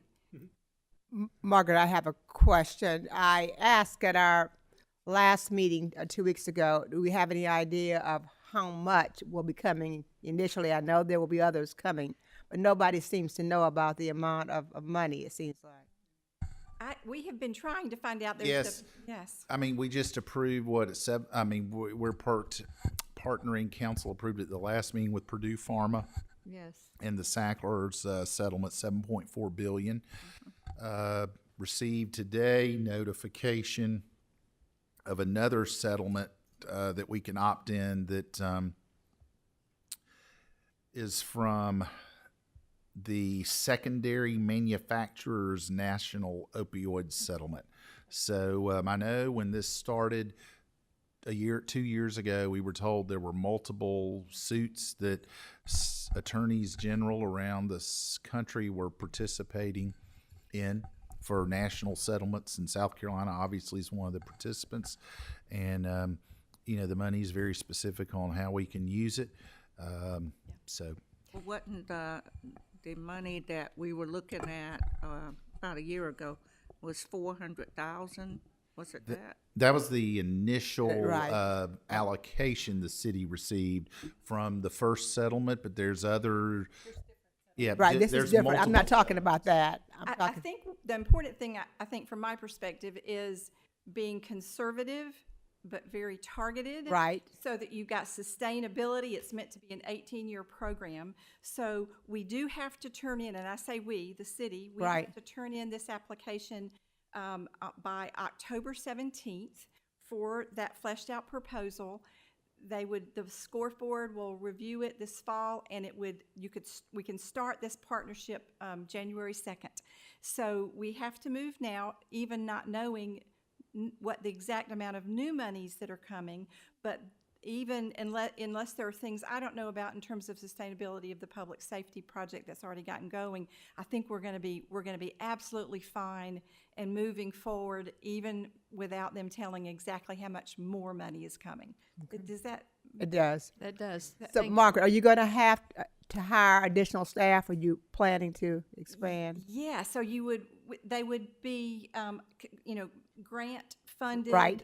We would hold all the obligations. We will be reporting to you financially and programmatically. Okay. Help deliver those programmatic reports to Columbia. So we'll be an arm of you and doing all of that hiring, and be your legs on the ground. So, Okay. yes. Thank you for the job you're doing. So much. Absolutely. Thank you. And if I may, I understood, seeing you had some sad news about your board chairman passing away today, Steve McElmurray. Hours ago, yes, we've lost our board chairman of several decades, pharmacist in North Augusta, Steve McElmurray, just heartbroken. Wow. So, thank you for mentioning that. Yeah. Sad. Yes, thank you. Thank you, Margaret. But we're going to go do great things in his legacy. So. Yeah. Thank you. Mhm. Thank you. Any comments from council? Yes, ma'am. I just want to say a little something. I want to thank council in the city of Aiken and staff for being so forward-thinking and bold with these monies from SCORF and assigning them to an organization such as Aiken Center that are the professionals in this type of initiative, in substance use disorder, helping people, giving them the resources, the medicine, the therapy, the everything, to get on the path to recovery. Opiate use disorder is a severe issue in our county, in the whole state, in the whole country, but specifically in our county. So again, I want to kudos to council and to staff for taking those monies that we can easily keep and try to reinvent the wheel and hire people and put people in positions that really aren't, it's not what we do. It's not what we do. It's what they do. And so to be able to allocate those funds to Aiken Center, to the professionals, to Margaret's team that have shown time and time again success in helping people in our community. That's one. And two, as SCORF shifted to fund geopolitical subdivisions, which are the counties and the municipalities and stuff, I just hope more counties and municipalities follow suit in what we did in the city of Aiken, because that's what's going to make the difference. Between Tamara and Margaret and a lot of the partners in our community, they're really moving the needle, and I just appreciate that, Margaret. Thank you. All those in favor? It's unanimous. Thank you. We now open the floor to public comments on non-agenda items. Comments are limited to 3 minutes per speaker and for a total of 30 minutes. Yes, sir.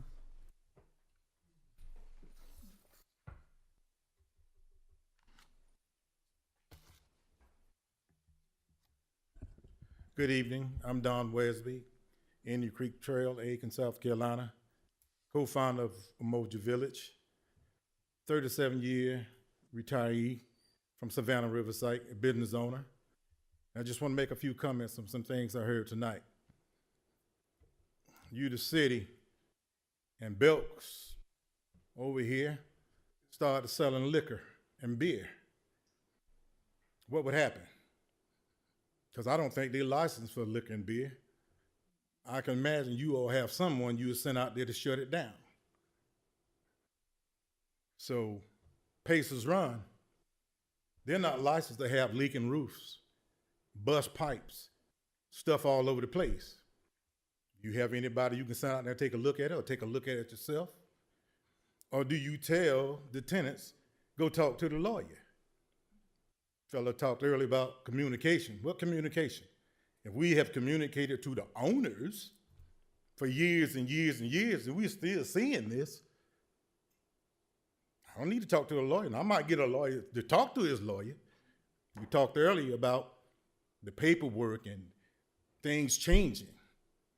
You know, I worked 37 years at Savannah Riverside. I know about how the paperwork works and all that kind of stuff, and laws is changing and stuff changing right now, but I don't think none of that tells the tenants to go talk to the lawyer and make sure he get the right communication. If he want to talk to somebody, he need to be talking to the owners of the facility that he's representing. So you got people getting sick. You got ceilings falling. You got all kind of stuff out there. So the question is, what are we going to do about it? Do you have anybody to send out that represent to deal with the owners of Pacers Run, like you would have somebody to go to Belks and say, hey, look, who told y'all can sell liquor? You got to have a license for that. I imagine if, like they do in the government, if you can't get it together, what we're going to do is fine you $10,000 a day. This is just some stuff I'm throwing out there till you can get your act together, because these folks can't live like this. Matter of fact, you're going to put them up someplace until you can get it fixed, because you represent us, the city, and we allow you to treat our residents and our constituents like dogs and cats. Matter of fact, we don't even allow dogs and cats to be treated like that. We got nice facilities, we fund them to make sure the cats and the dogs are neutered and all this kind of stuff, but we'll let our people live in this mess that we won't even let them live in. So true. So while you're being bold, be bold enough to go out there and look at what they're talking about, or send the right people out there to take a look at it and say, you know what? We have been, we did you wrong. We need to represent our people. Those are just some thoughts. I'm done with that. Any questions? Okay, here. I appreciate everything you said, but I don't want anybody to mistaken, especially the ladies and the tenants that came up and spoke today. I don't want for you to misunderstand or misinterpret what I said. The goal of what I said was to let you know that you have rights, and you guys are correct. So I don't know if you misunderstood me. You are correct. You have rights. There are statutes that are there to protect you. And that, I just want to make sure that that message that I gave earlier was clear, because it's important for you to know that there's that information at your fingertips that can help in moving this forward. And so, but I appreciate everything else you said, and I agree with you. We have fancy establishments all over town taking care of things, and we need to take care of our people first. Yeah, and it just sounded to me like they need to talk to the lawyer. From what you said, like, okay, well, you need to go talk to them and make sure these things are done. And I don't think that's right. As well as he sat there and said, you know, the folks who don't live that's causing the problems, or they don't follow the laws, follow the rules. When there's not following the rules, cause the ceiling to leak. When they have not following the rules, cause the bathroom to be falling apart. Now, ain't about no following no rules. Don't try to pass that off on. It sounds like he's making you guys talk to him, right? Isn't that what he's not the owner. You know, the owner. I was there at the meeting talking to the person, what they call property manager, and the regional. And I can tell you from that conversation, they looked like they was all over the place, all over the place. So they put a lawyer between you and them. Hello. That's my point. So there are statutes that protect you. Use them. Use them. And I know you and Donna will guide everybody accordingly. Oh, yeah. And Don. And you're not going to let Belts keep selling alcohol. Don. Yes. And see, that's why my suggestion to the attorney is to get his clients to meet with them. He need to go out there and see, but he need to also talk to them and see what they're going through. That was my suggestion. And I appreciate that. But as you all can see, too, this has been going on for too many years for us to just let it. How long exactly? Because I really don't know. How long exactly? We've been having problems with Pacers Run for a long time.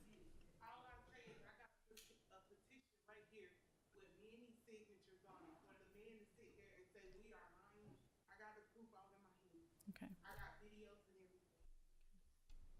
We good? So like over a decade? I mean, over 5 years? Oh, it's been a while. Thank you. Thank you. Thank you, Don. Donna, you have 3 minutes, Gut-wrenching. please. We reset the clock. Thank you. Madam Mayor, City Council, I want to address something. Donna Wesby, Umoja Village, Hain Avenue.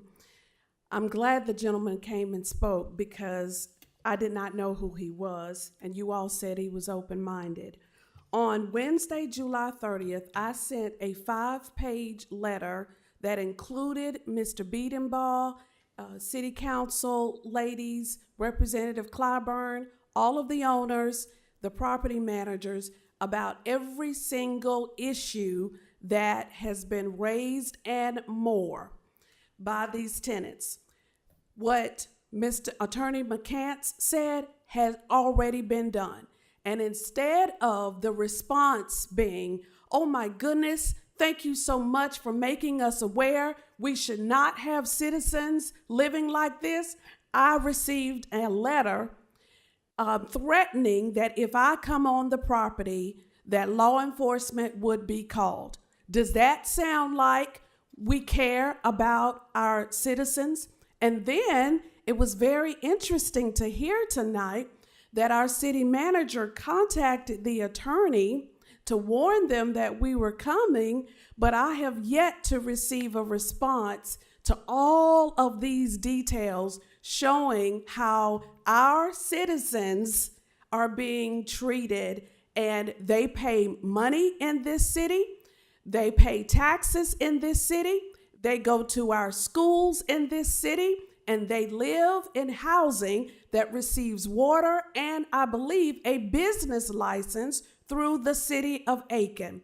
The city of Augusta is going through something very similar, and what they did was they issued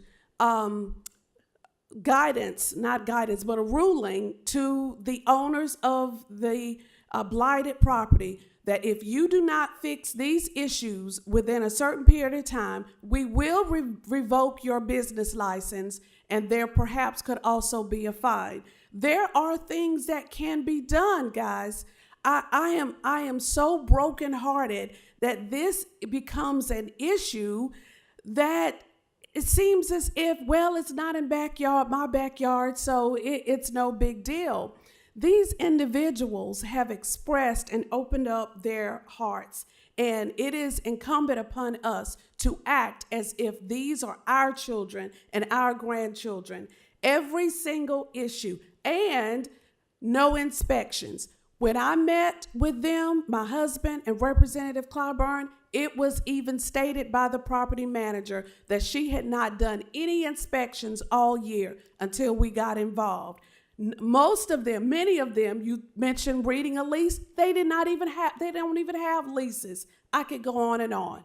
These individuals have legal representation now, and we will help guide them through this process. But you all have a responsibility as well, and we are here to help. Thank you. Our staff told Ms. Wesby that if the tenants could contact them, we could begin looking at the specific issues. And as of Saturday, I was told no one has contacted the staff. So if they could do that, that would help. But With the city?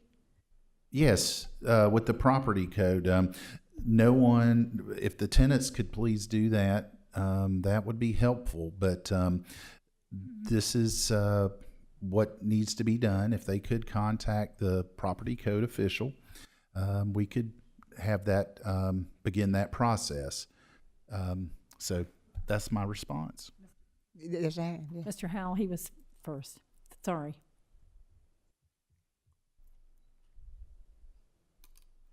Good evening. Harrison Howell, 1033 Hain Avenue. Good evening, Madam Mayor. Good evening, Council. It's going to be a little bit of a detour, but earlier tonight, there was a bit of speaking out of turn. I'd like to express to the Council and the Mayor to really take greater discretion when it comes to maintaining order here. Feels like over the past couple of years, people just start yelling. Yeah. I think it's okay to engage with specific people in the audience, but we don't need people. We don't need a peanut gallery in the back. It's not productive. But what I do want to talk about is the things we talked about tonight, the Municipal Association of South Carolina Award. What really took me back was we're improving the quality of life for everyone in the city. Stuart, you said the best resource we have is our staff. So I want to talk about the annexation item that was pulled from tonight's meeting. At one point, I think it was September 2020 meeting, we have on record, council has been very clear that the city should grow through targeted annexation. Is targeted annexation still a priority for the council? Where are these priorities set? This is part of the comprehensive plan. I just think that the solution we took to get to this annexation plan was, it was a very good solution. Maybe not everybody agrees with it, but we definitely were able to accomplish something. I just wish we could take that same sort of, ingenuity and apply it to other things that are more important for the citizens of Aiken. Thank you. Thank you. Okay. Yes, ma'am.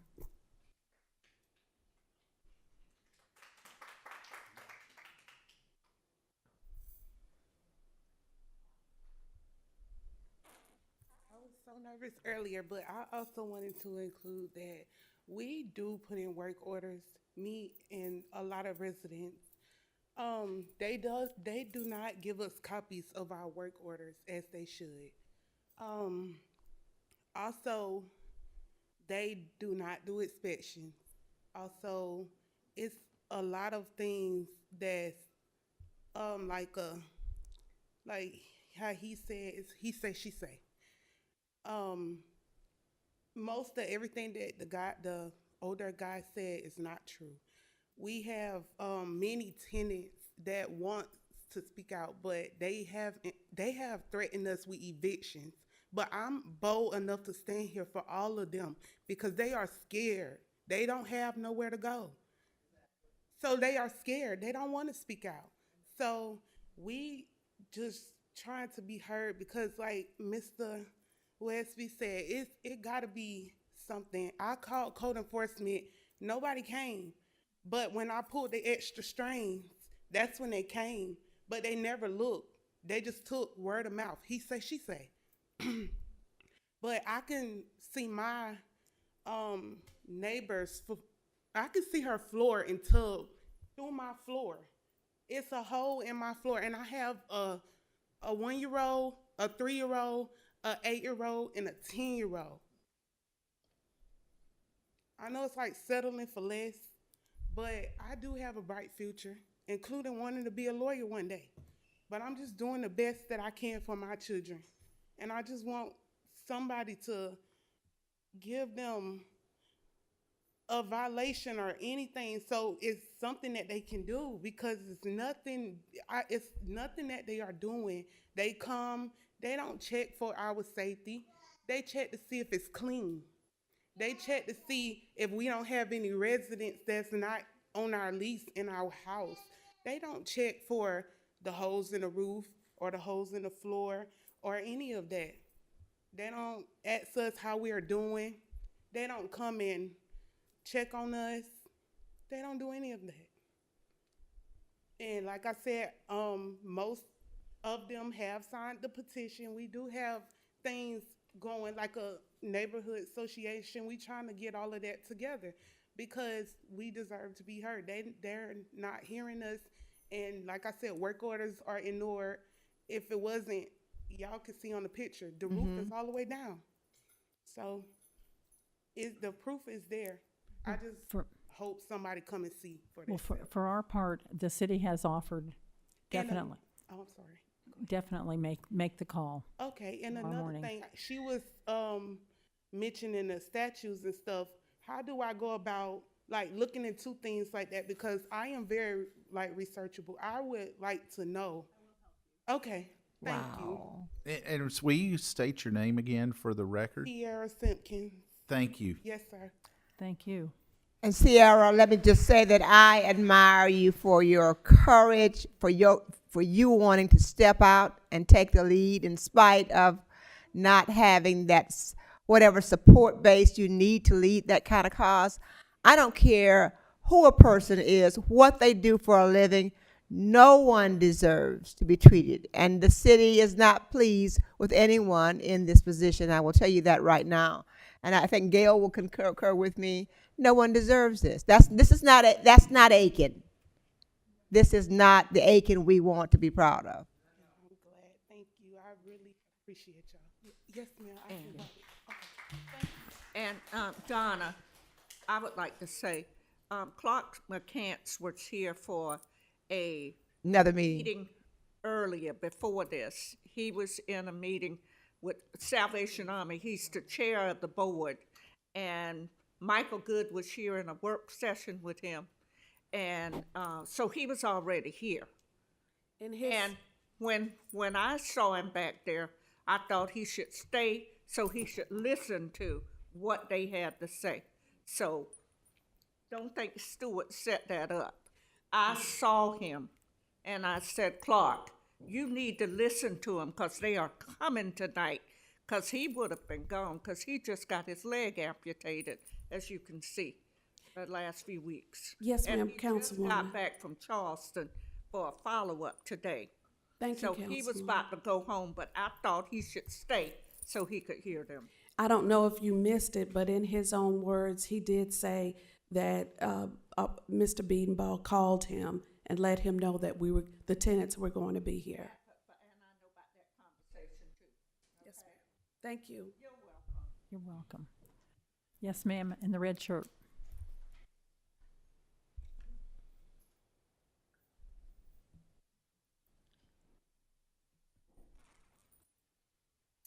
Good afternoon, everyone. My name is Belinda Blocker, and I'm speaking on behalf of Kima Smith, who resides at Pacer Runs.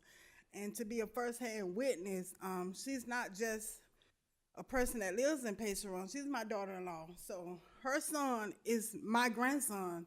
So being born premature, 3 pounds, 2 ounces, and having to, stay in the hospital and reside there for a while. So once he came out and they diagnosed him with asthma, so being in the medical field that I am, being 20 plus years working at Aiken Regional, the city of Aiken, so you deal with it. But when it firsthand, when you see your grandchild suffering and can't breathe and looking at you saying, like, he wants to say, Grandma, help me.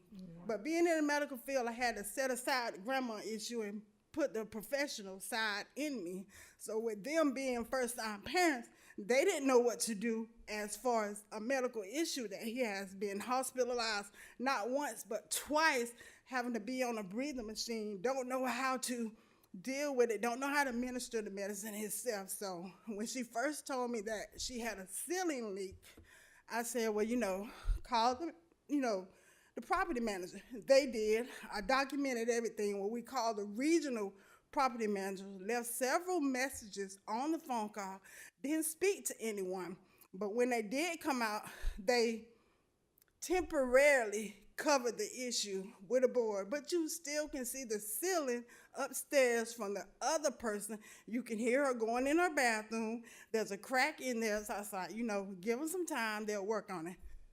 2 years later, we still have that ceiling leak with the board up on it. So it's considered as a privacy issue because it's unsafe.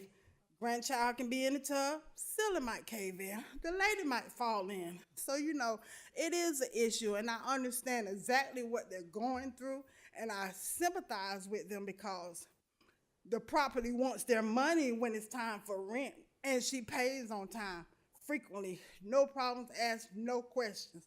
But the issue with them, the environment, it's unsafe for just anyone. Could she do better as finding somewhere to stay? Yes, but it's not a Section 8 place. It's based on their income. So whatever her income is, that's what they base it on. She's asked several times to move. They have no vacancy. You can ride out there now. There's several places empty in there. But is it unsafe? There are things that could be done. They just refuse to do it at the moment. And I'd like to also recommend, we've got a neighborhood services person right here on staff, and part of that, dealing with situations like that, is on her, and that's Sabina Craig, and she's sitting in the back. Sabina, would you stand up? Please. Okay, I put her on the spot, but I'm saying. But that's another person that can also help y'all out, okay? And being that it's not, Paces Run is not under the city, they're not under the housing authority, and they're under HUD. So that limits us as to what we can do. But you know what? I'm still glad you're here. I'm glad you shared all of your thoughts. And I know I've been living over there. I live a stone's throw away from Paces Run. And years ago, we had a problem with Paces Run. And what did the city do? They had some kind of, we gave them a deadline to fix something that they had over there. But you know what? It was crime issues, and of course, we got public safety right across the street from that now. But then these other issues has to be taken care of, these repairs, because yes, you don't deserve to live like that. And just like the lawyer stated earlier, as far as communication, Yes. when the communication is not there, there's no I in team. There's Right. not just as they go in the order, there's a chain of command that they have to go through. And it starts with the tenants. The tenants do complain. The tenants do go to the property manager. And if the property manager don't have resources to do what they need to do, then there's an issue. And the person that collects the money to give to the owner don't want to do what he needs to do, but he want his money. Well, I had experience with the property managers in the past, and I can tell you, nobody responds to any type of communication you have with them. Exactly. So, and every time I'd show up over at the office, either nobody was there or the right person was not there. So they were always unavailable. So Please have the tenant contact our code enforcement directly. The tenants doing that again. I asked and have told that there's been no contact by a tenant directly to code enforcement, so that needs to happen. I can. We'll have the number over there, and we can do that. Sierra said she did. When did you phone? Who did you speak with, and when did you phone? I'm not sure, but I got a screenshot in my phone. Okay. Of the call, and they told me that they would get somebody out there, which was what do y'all call y'all sewer and plumbing? Oh yes, we did address the sewer issue. I was told that that was a call that was received, and we called our sewer crew. And by the time the sewer crew got out there, and again, this is what I was told, the maintenance staff for Paces Run had already unclogged the sewer line. But again, that was related to a sewer clog. But the issues that, because I asked when this was presented to me Saturday, I phoned him midday Saturday. Please, tenants, directly phone our property code folks so they can address it. That's what is needed, is the individual tenants to do that. And I think then a lot of between that and the conversations with HUD, that can get the ball rolling. Certainly what Mr. McCants said earlier, I'm going to leave that between Mr. McCants and the owner and the tenants. But as far as the city is concerned, tenants phone directly to the property code officials. Thank you for your time. Thank you. And I don't mind saying that one of the concerns after hearing some of the presentations on Saturday with Gail and I present was whether code enforcement had been contacted, one, and secondly, whether DHEC was called as well. Oh, wow. Okay. They told me that they don't come out, they don't service units. They told me to call the mattress office. Okay. I called the mattress office. They told me to come get my rights. I went up there and got my rights. Mm-hmm. Then I called Miss Webster, and she helped me with a couple of people. Right. Is it-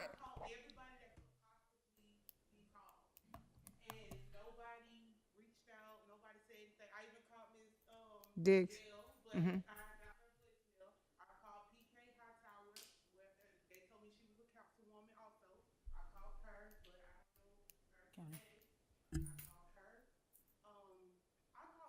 I know I could. And you've done well with that. Now add Sabina Craig to that list too. Okay, if y'all don't mind. Can And y'all add another, Sabina? Oh, we need someone at the mic because I'm told that this is important for the minutes, so Right. we can't have the conversations from From the floor. Yeah. So one thing I want to mention also is you can report it on our form online or through the city app, Aiken Explorer, which is a very effective way to get your reporting done. The app can be found on the iPhone, the Apple App Store, and on Google and the Droid Store. Okay. Or you can phone the property code inspector at 803-642-7675. Again, the tenants need to do this directly. That is the best way and, frankly, the effective way to get this done. Do you have that number again? You need it? Yes, it's 803-642-7675. Okay. Thank you. Well, we have followed chain of command. 803-642-7675. Y'all got it?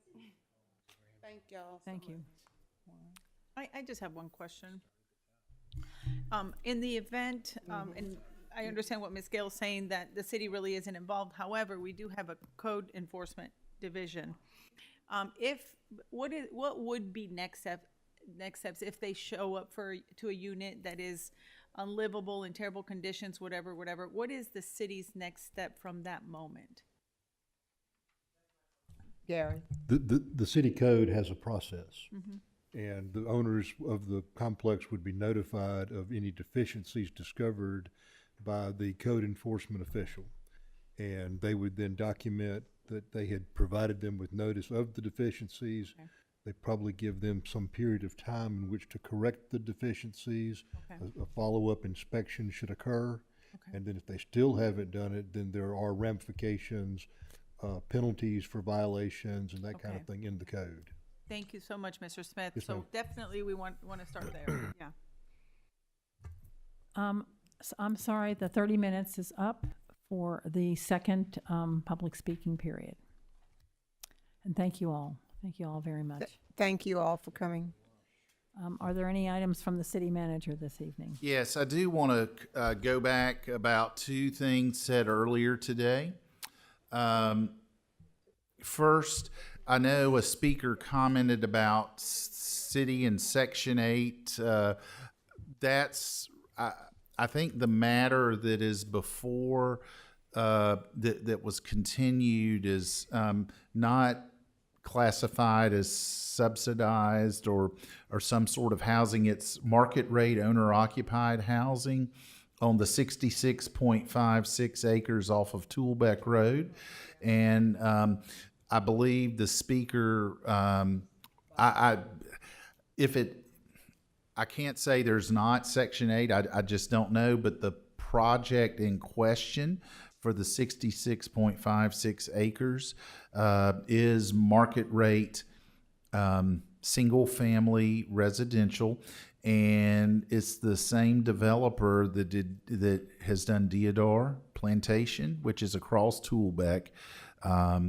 So it's just across the road by the same developer. Also, the issue about the leaks that was raised, that is the number that we responded, but they're not actual leaks. Like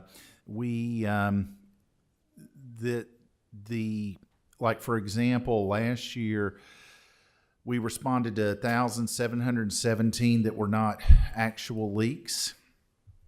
And I think we're going to adjust the wording on the report to make it more clear. So when that report's published, we'll have different verbiage.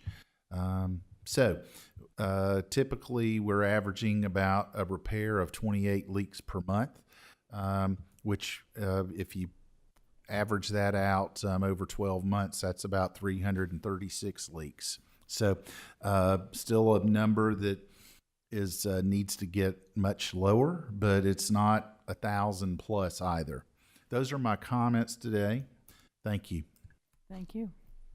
Is there a motion to adjourn the meeting? Thank you. All those in favor? Did you get that? Who it was? Thank you.